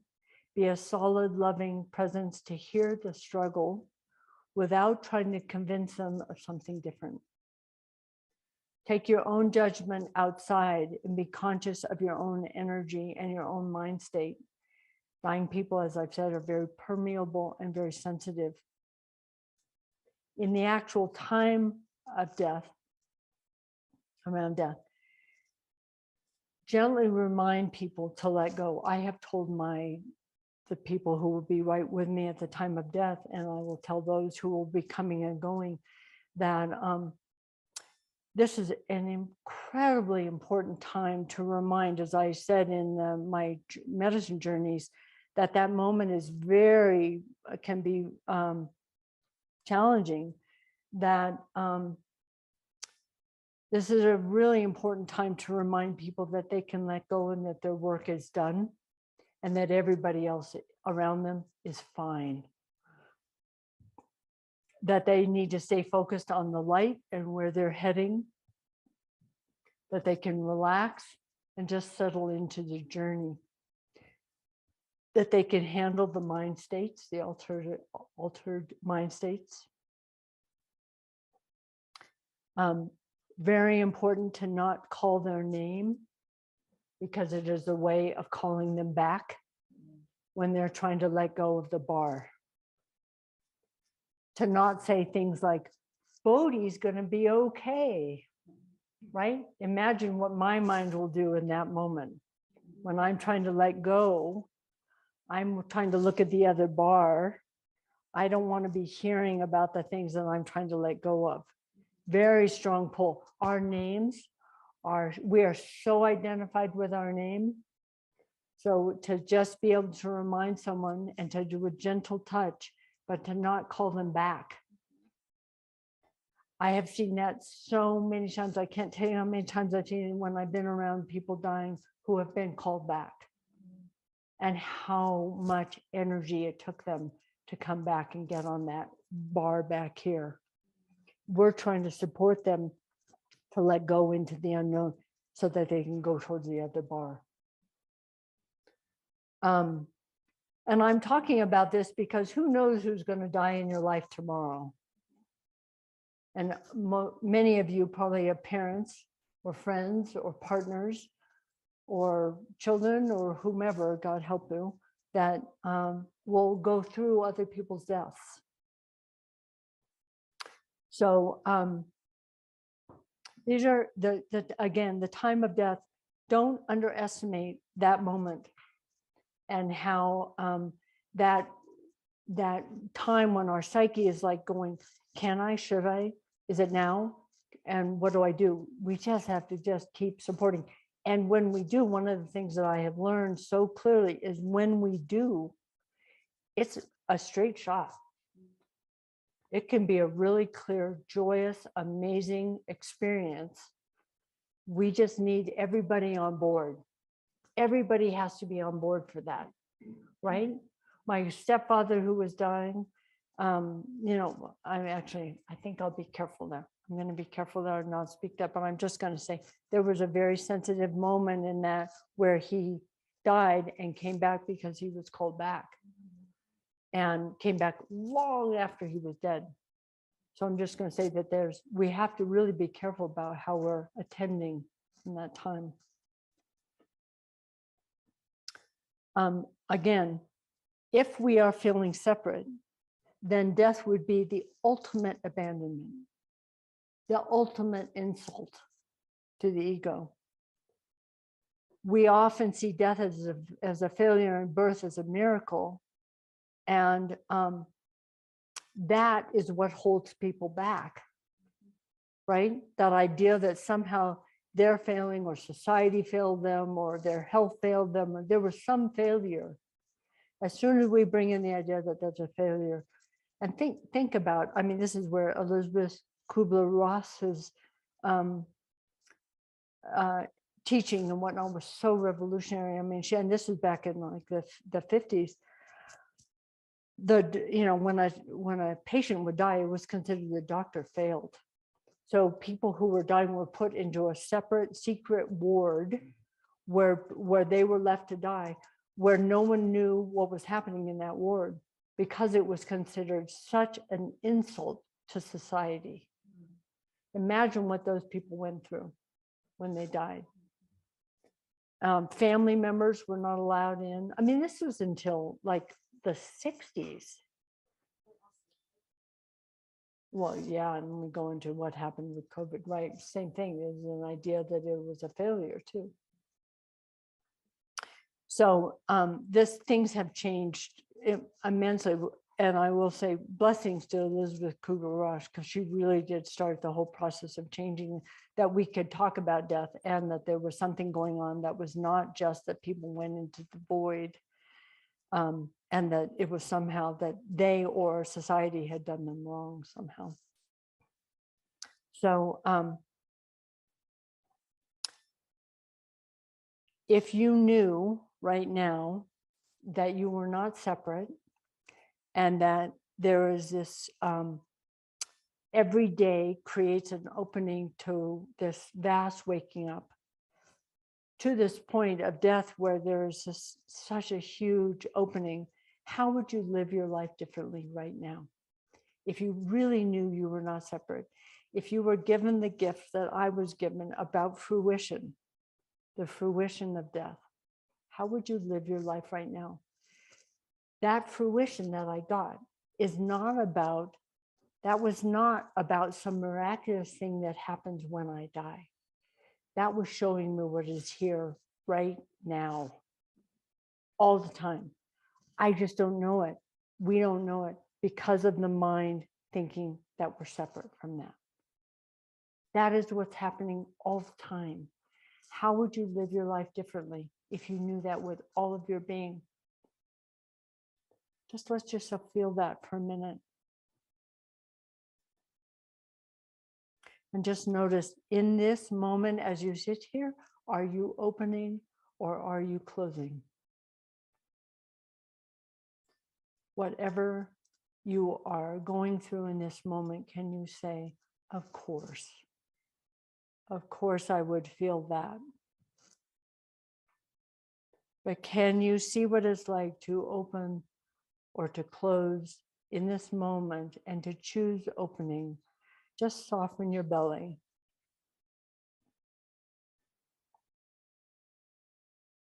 And let me remind you that nothing is secure. Nothing. Everything will change. It will arise. Everything will pass away. The only thing that is secure is your inner soul path and your relationship with something bigger than your wishful thinking and the outer world. So live this life with passion because you have nothing to lose. Don't live this life in fear because it will make you close. and you'll probably have to do the whole damn thing again. So you might as well just see what it's like. Nothing is as it appears. I promise you that. I promise you. I know that with my whole being. Things are as they are, not what you think they are. Just let yourself be with the moon. I mean, the moon in the sense of everything as it is. Feel it through our body. That is how we experience life. So as you sit here right now, I feel my beating heart, the tears close by.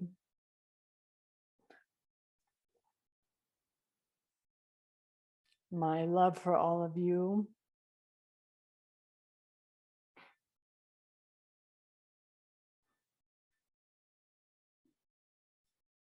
See what it's like to really, really let go in your belly right now.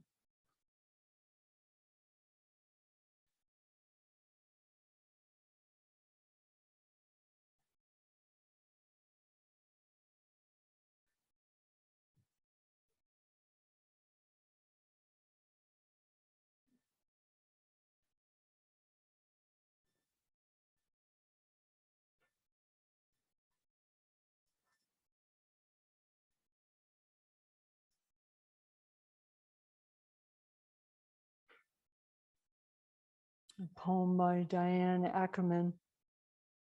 The great affair, the love affair with life, is to live as variously as possible. To groom one's curiosity like a high-spirited thoroughbred. Climb aboard and gallop over the thick, sun-struck hills every day. It began in mystery and it will end in mystery, but what a savage and beautiful country lies in between.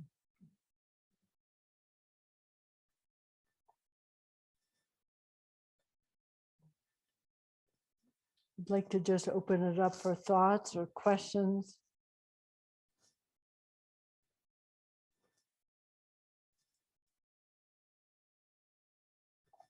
I just want to say thank you so much for going through and riding this journey with me. I hope to carry you along all the way through. I hope it's a benefit because I really want it to be a benefit in whatever way it can be for your life and for your own death and the loved ones around you who are dying. I don't know how many more I have with my voice, but I have some, but I will probably do it sooner than later. And then I will probably be doing it with typing with my eyes. Are there thoughts or questions that are coming up? Yep. Hi.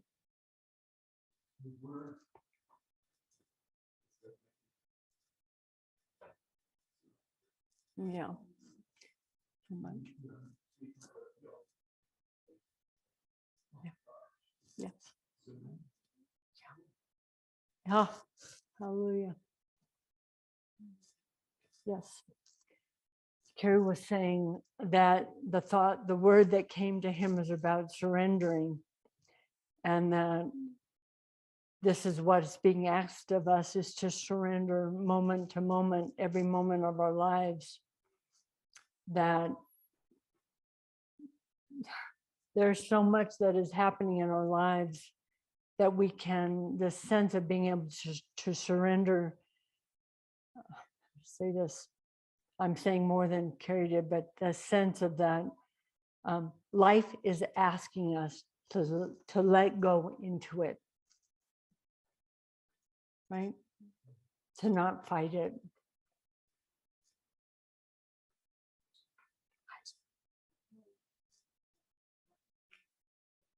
As loud as you can, maybe. Yeah.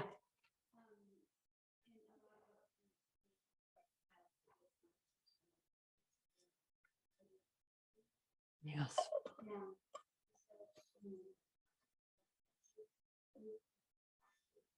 Yes.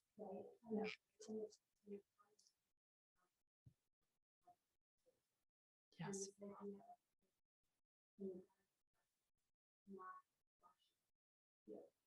Ah,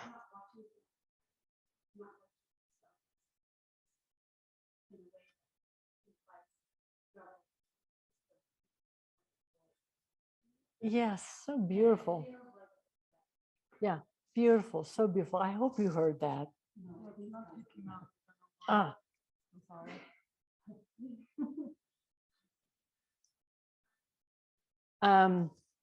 so Ryan's talking about accompanying, and that in another talk I talked about look at me with your peripheral gaze, meaning we don't look head on to death. We witness with our soul, which really witnesses from a very vast gaze. And there's a way of not, the more we look directly at things, we want to pin it down. We want to solidify it. We want to tie it down. When we look at life through this sort of, as I hear you say, sort of the soul gaze, there's a very wide softness to that. When our partner or our beloveds are doing something that tweak us, we want so badly to pin them down, right? And we want to narrow them into a very small spot. And we destroy them and our love for them. That's when we need to open our gaze and have a very soft gaze. And that's a looking from that soul's place. And it's also looking back. The witness at that point is looking at what is getting triggered, who or what is identified. He's destroying his leg over here. He's like eating his. Jesus. Soft gaze.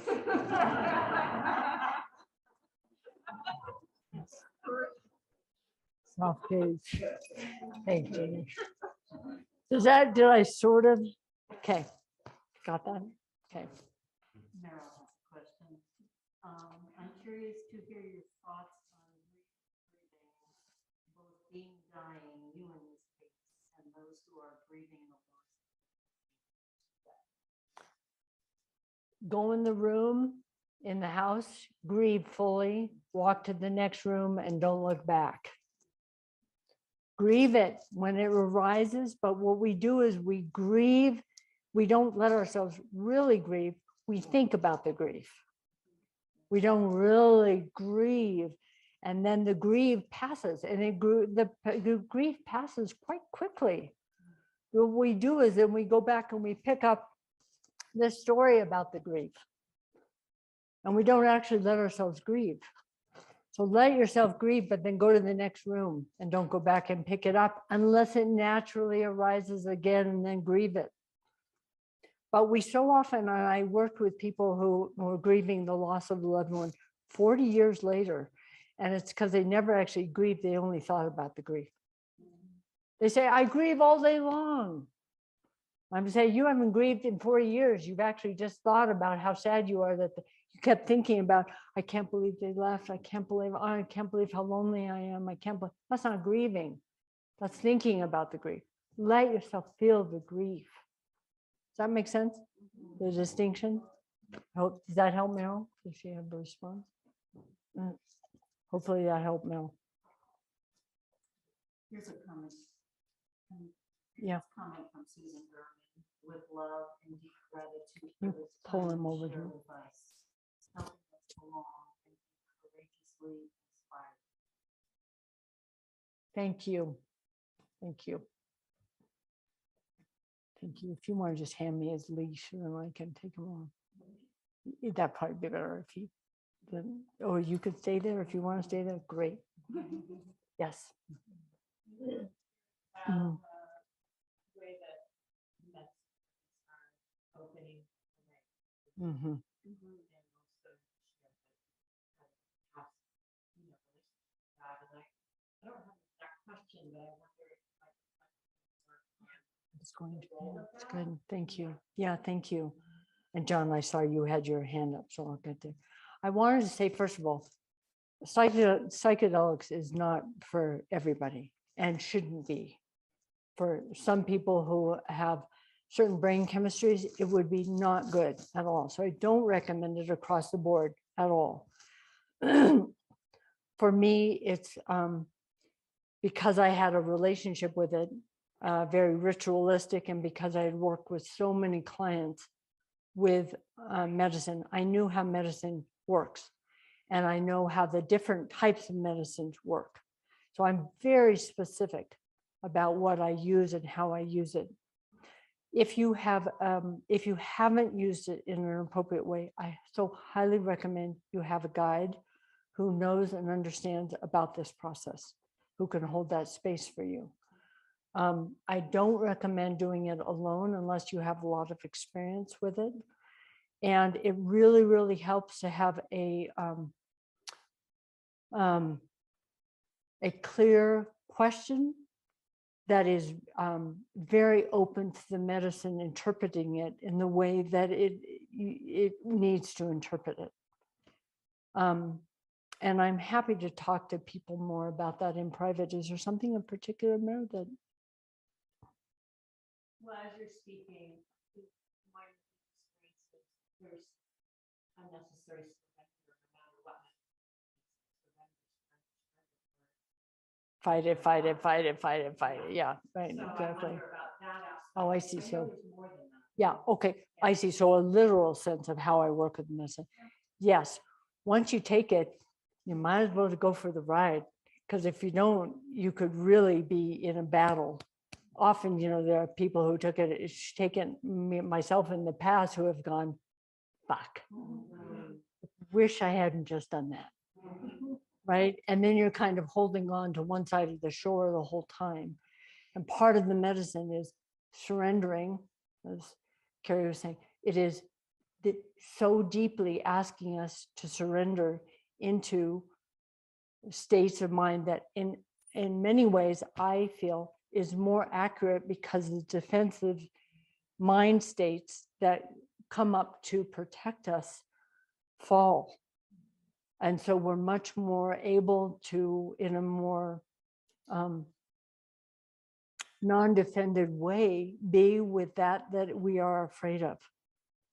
So there is a surrender. And that's, I would say, from my own experience, because I've had years of it, I can surrender quite easily to what is where it's taking me, even if it's really scary. But that's why having somebody there who can say, this is normal and there's not a problem, can really help. Yeah.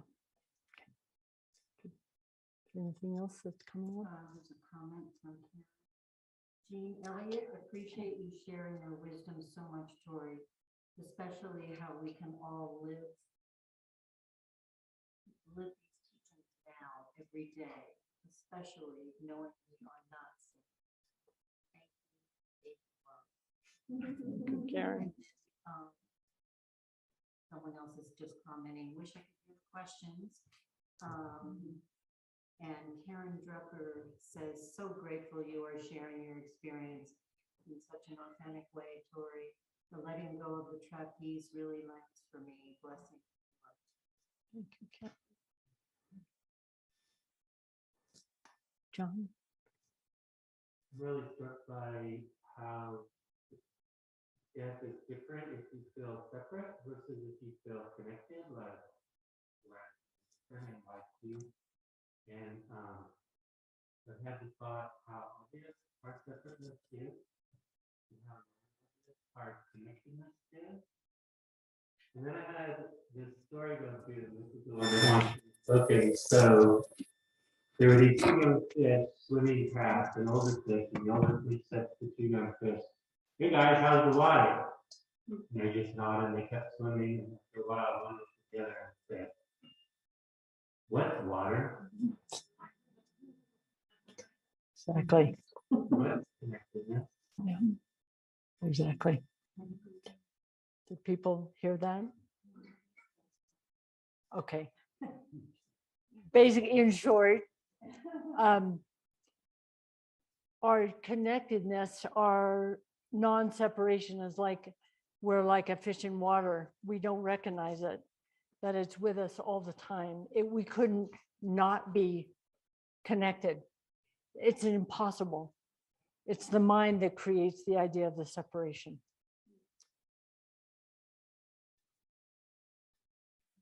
I have a question about this idea of going into the room, breathing fully, walking out, not coming back. And this might be misguided, but I think for myself, the tendency to go back is because the breathing is, there's a sense of connection. Yeah. In that experience, it's like the moment Yeah, you're actually yeah. in Totally. fullness. Yep. And there's such a sense of despair. Yes. Yes. You are not alone in that. Did they hear that? Okay. Mickey is saying that in her experience, I was talking about grieving in the room and then going in and not looking back. She was saying, which is very familiar in people who are feeling the loss of a loved one, is that there's a tendency to want to go back to grieve because of what was the word you used?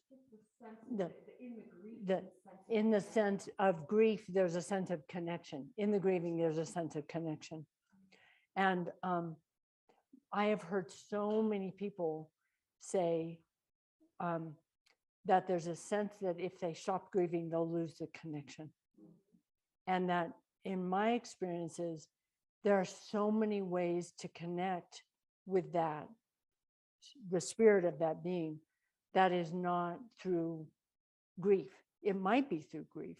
If that grief arises naturally, that's one thing.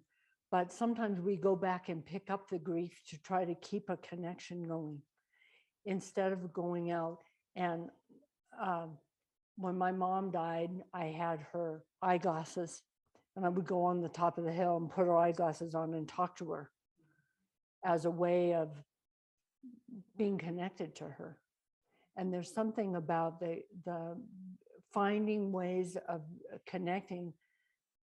If there is only one immortal self, I would say the deepest way that I feel connected to all beings is when I sit in the quiet.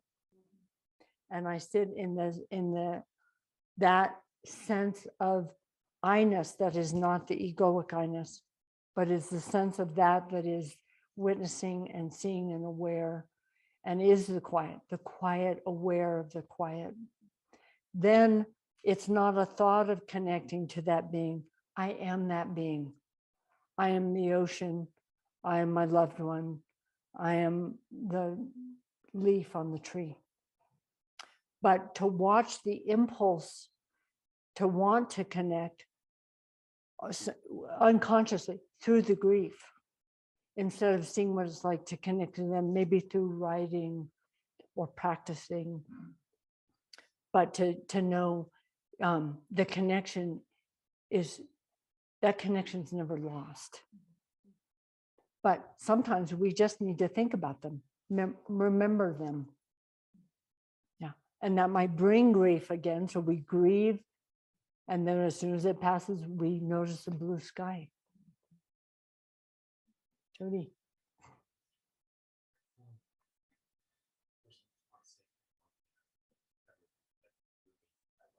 No.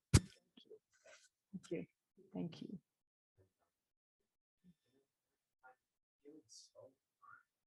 Mm. Mm. This feels so profound. So also, perhaps front, words too. But in this image of this other thing, like people dancing on the mountains, there is in moments of pure generosity. Mm-hmm. When there is nothing to hold on to, nothing to save, nothing to be scared about for the future. Yeah. And there's something so profound that everyone is going Mm-hmm. Mm-hmm. that I'm not serious. I want to do something for tomorrow. Yeah. Yeah. there's something Yeah. struck me there. Yeah. Oh, it's beautiful, beautiful. Let me fill them in. Sorry about that, everybody. I have to interpret all that. First, he said he loved me, and that was really nice. But now I have an emotion, so I can't talk.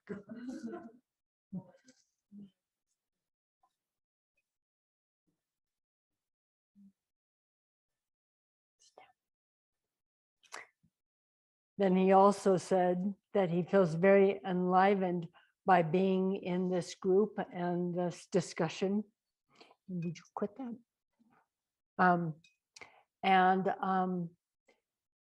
Then Jody also said that in this image of Clay's dream of this comet or whatever coming to take us all out, that there is something about and the dancing in the desert and on the mountaintops and at the ocean, that there's something in knowing that we will all die that allows this compassion and generosity that comes when this sense of just knowing that everything will die and things will be reborn and things will come and go and there's nothing to hold on to, and there's just this constant state of movement and openness and change and death and birth and dying, and we get stuck in thinking this is it and can we hold it still. But when we let that go, talk about surrender, there's such a beauty in that we are all in this together,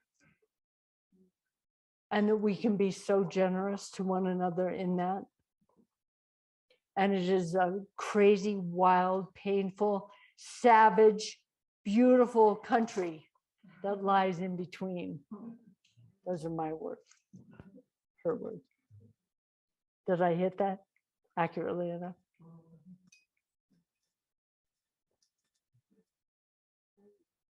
Sorry, you guys can't hear. I'm doing my best to interpret.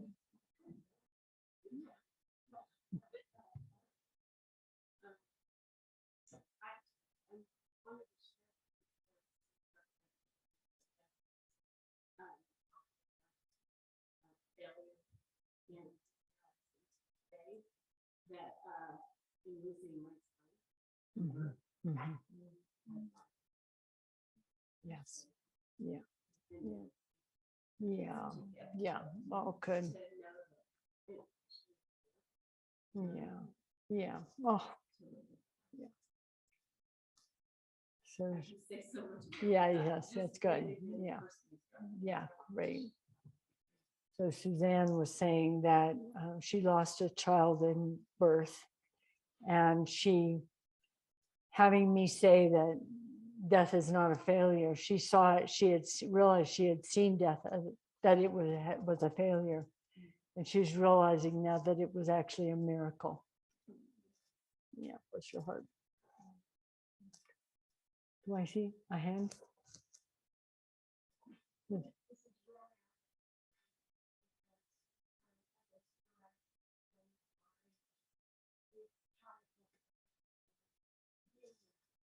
Yeah. Oh.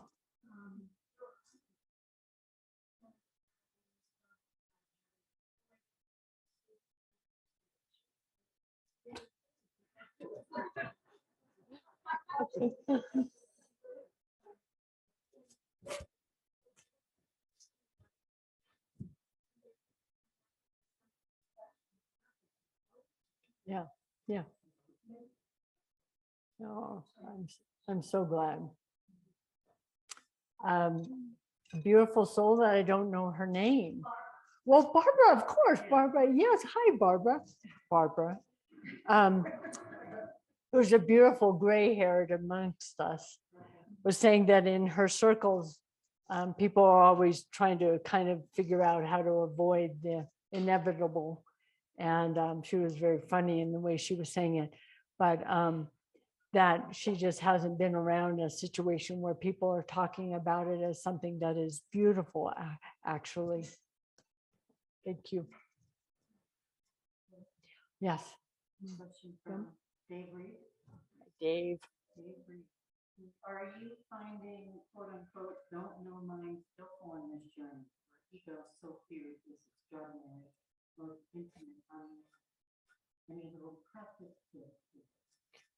Well, you missed I think the talk I did almost totally on not knowing.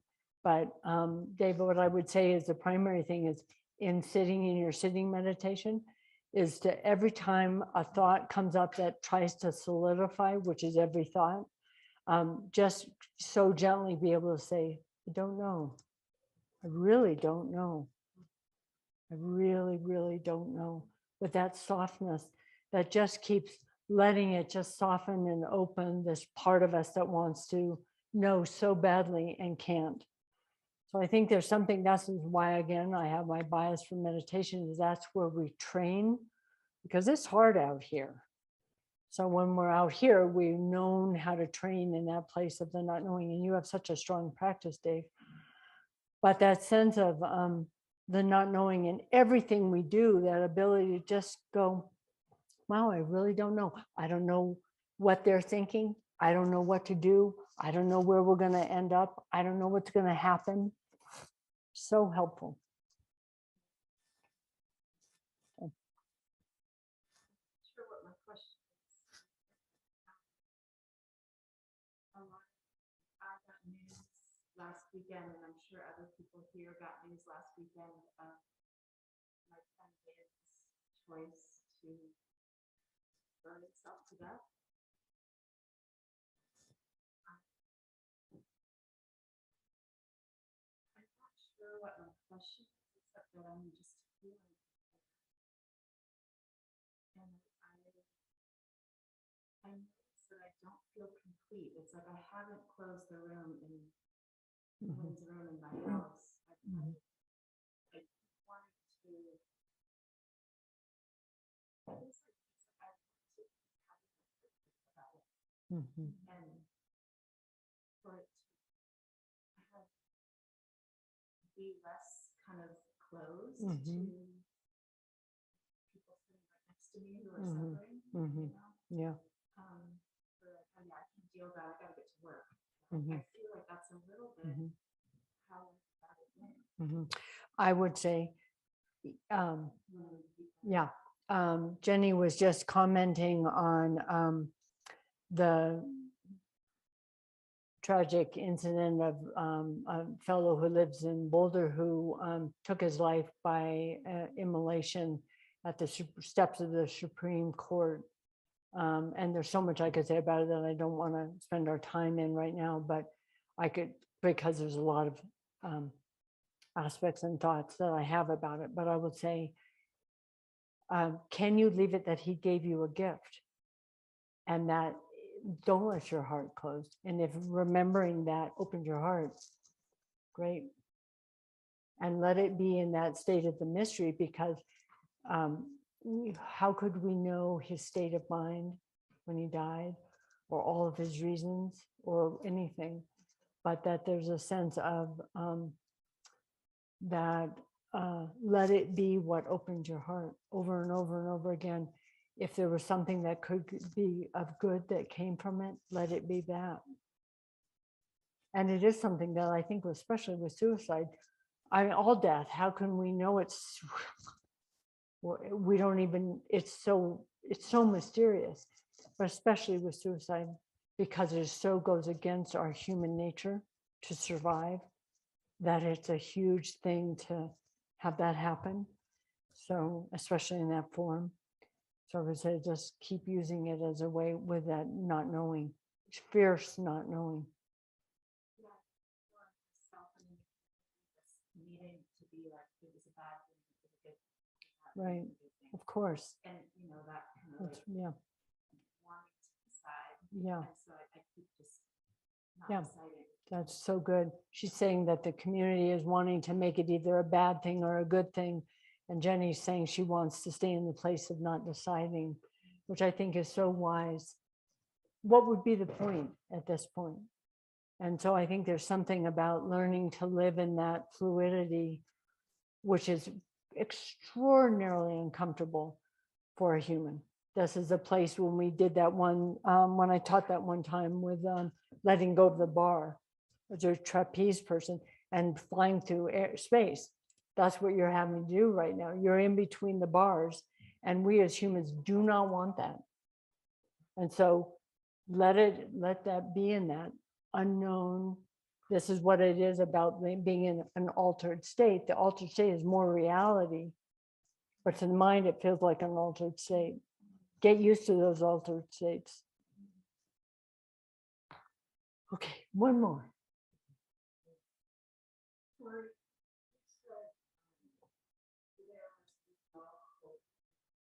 Mm-hmm. Mm-hmm. Mm-hmm. Yeah.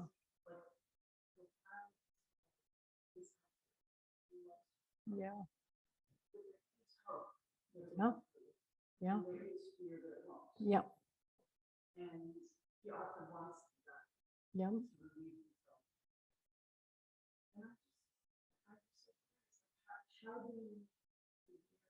Yeah. Yeah. This is a big question.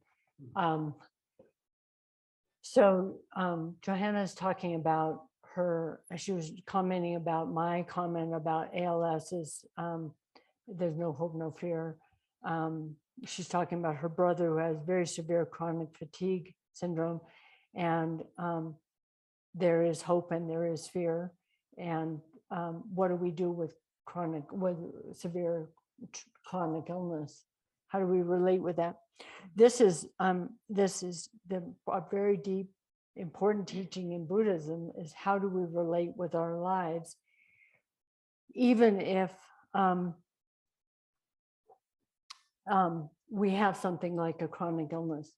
And when we talk about not having hope and fear, we can have hope that there is, I mean, and this is what, believe me, I don't take this lightly. Chronic fatigue, cancer, all these things that we would want to be finding a cure, right? The difference is that there's some idea that even that cure will save us from our own suffering. And it won't. It is the nature of humans to wrestle with this question of what is suffering and what is pain, what is a given and what are we creating? And we have this incredible longing to have something save us from our own humanity. Old age, sickness, and death is what we know will happen in the human form. Old age, sickness, and death. I mean, if we're lucky, old age. But we know that there will be something that will take our life. And we can have hope that there's something that will, might help us with our disease, and we'll do whatever we need to do to find that.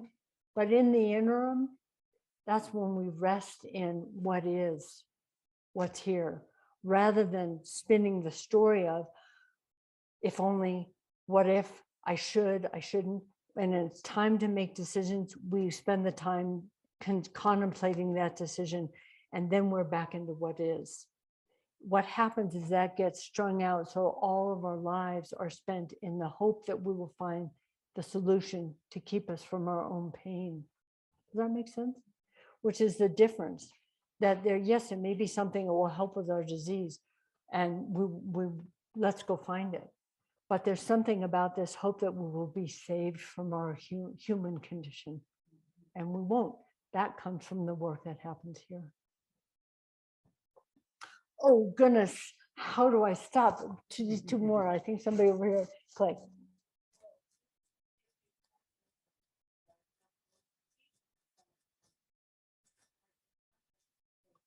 I'll tell you.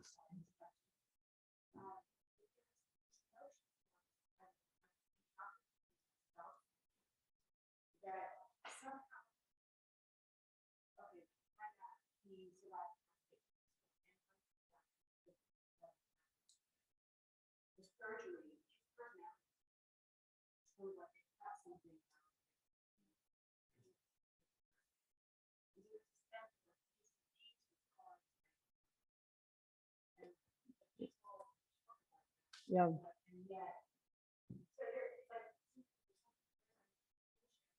Yeah. So let me speak to that, because this is in short, Clay is talking about this whole concept that when somebody gets sick, it's caused by them versus it's life. I am pretty fierce about this. Do we affect our system by our moods and our stress and our whatever? Of course. But that is such dangerous territory to say that we cause our illnesses. And I don't even want to go into it very much because it's a long discussion. But I think it is very dangerous territory to think that we have that much power.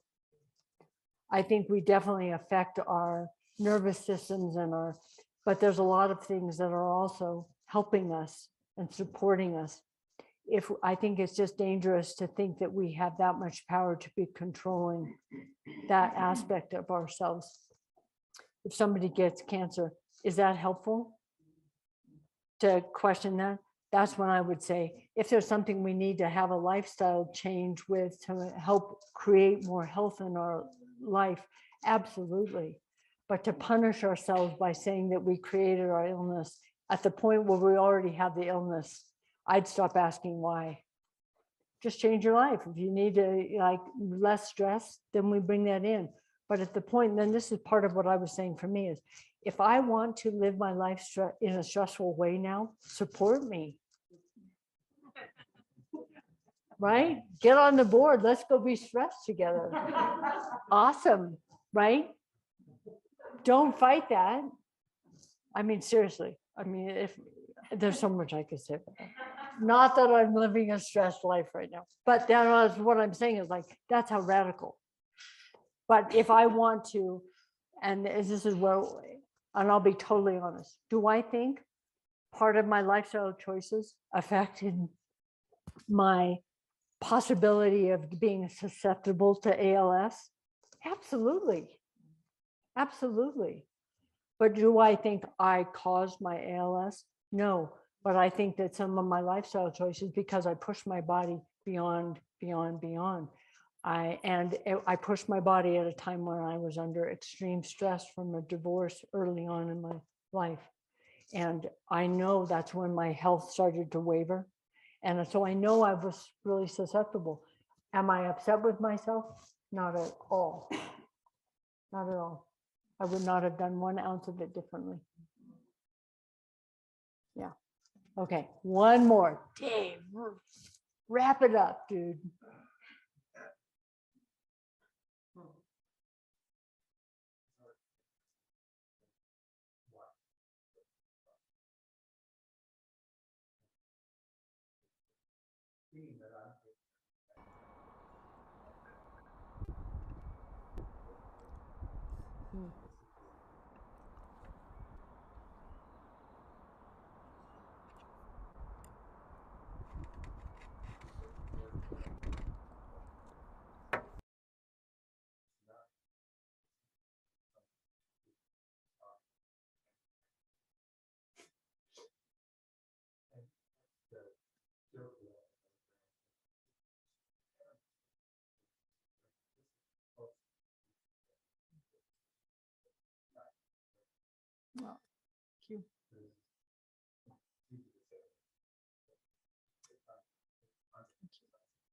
Thank you. Thank you. Thank you.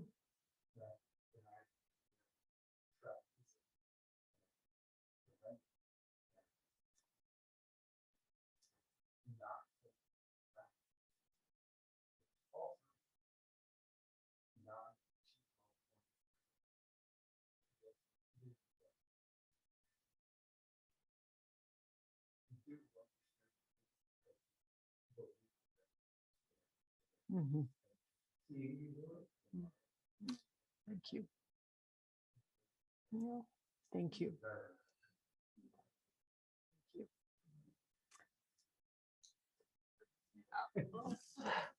Um,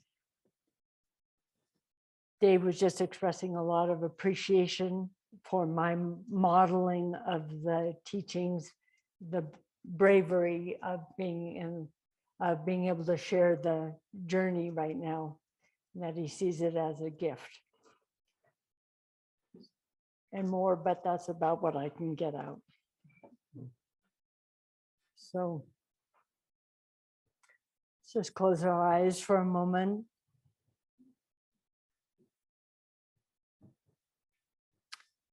And I will offer a prayer in the dedication.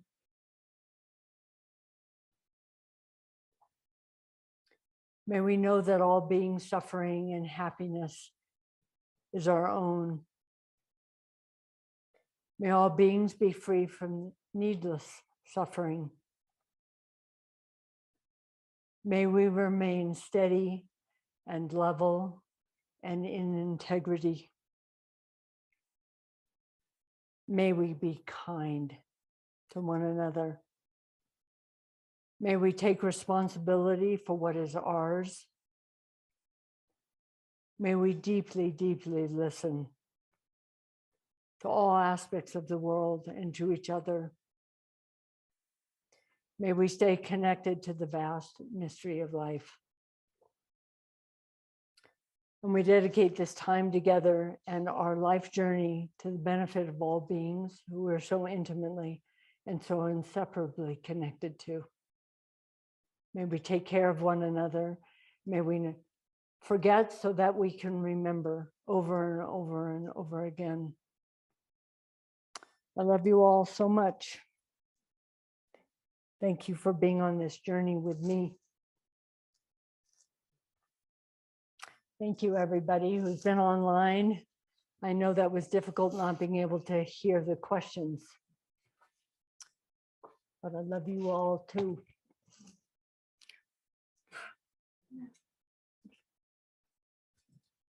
So Kathy's gonna have a word with you.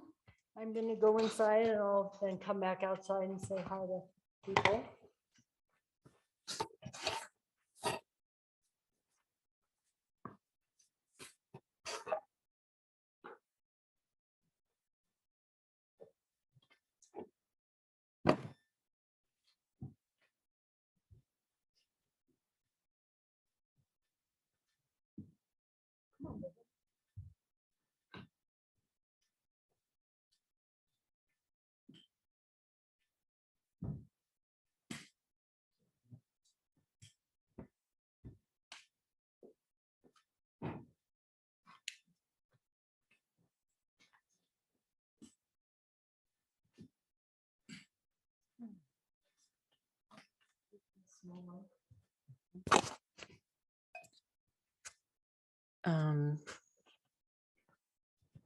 I will be around for any questions about Golden Bowl, about, yeah, can never get this on here. There we go. If you are not on the Golden Bowl email list and you want to be on it, please come to me and I'll make sure that you are. And therefore, you'll get all the notices of future retreats like this. And, you know, every time Tori does one of these, she talks about the next one she's going to do. This is number 5. There will be number 6, probably end of June, early July. I have all of your email addresses and I'll make sure that you're all notified as to when that is. And yeah, this is how Tori is supporting herself right now. She is no longer doing her job. She is just, this is how she feeds herself, how she cares for herself, how she acquires all the equipment that she needs and that she's going to need in the future, the services she's going to need. It's just, it's endless. And I mean, the beautiful thing about her is that she doesn't want to, you know, she doesn't want you just to give her money. She wants to give back.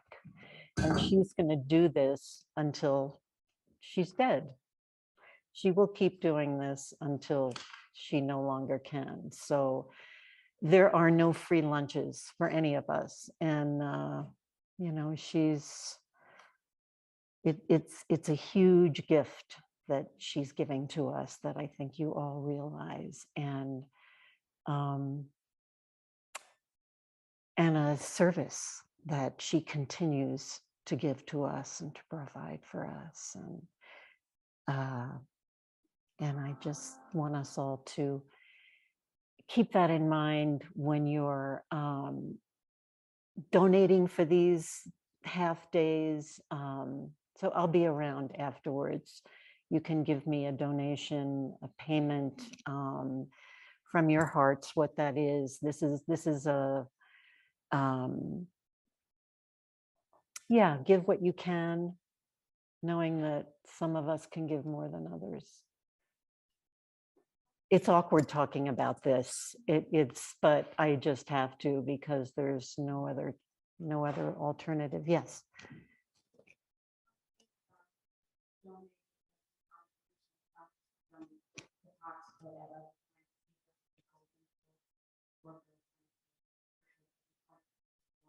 I would point people to the GoFundMe site or to Venmo.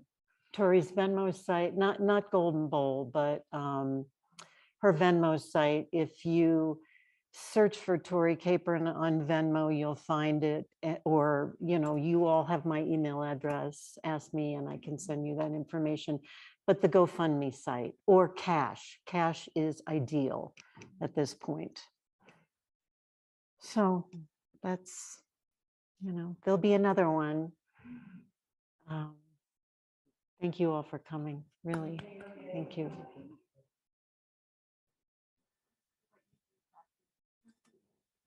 Thank you, Jenny. It's what I can do.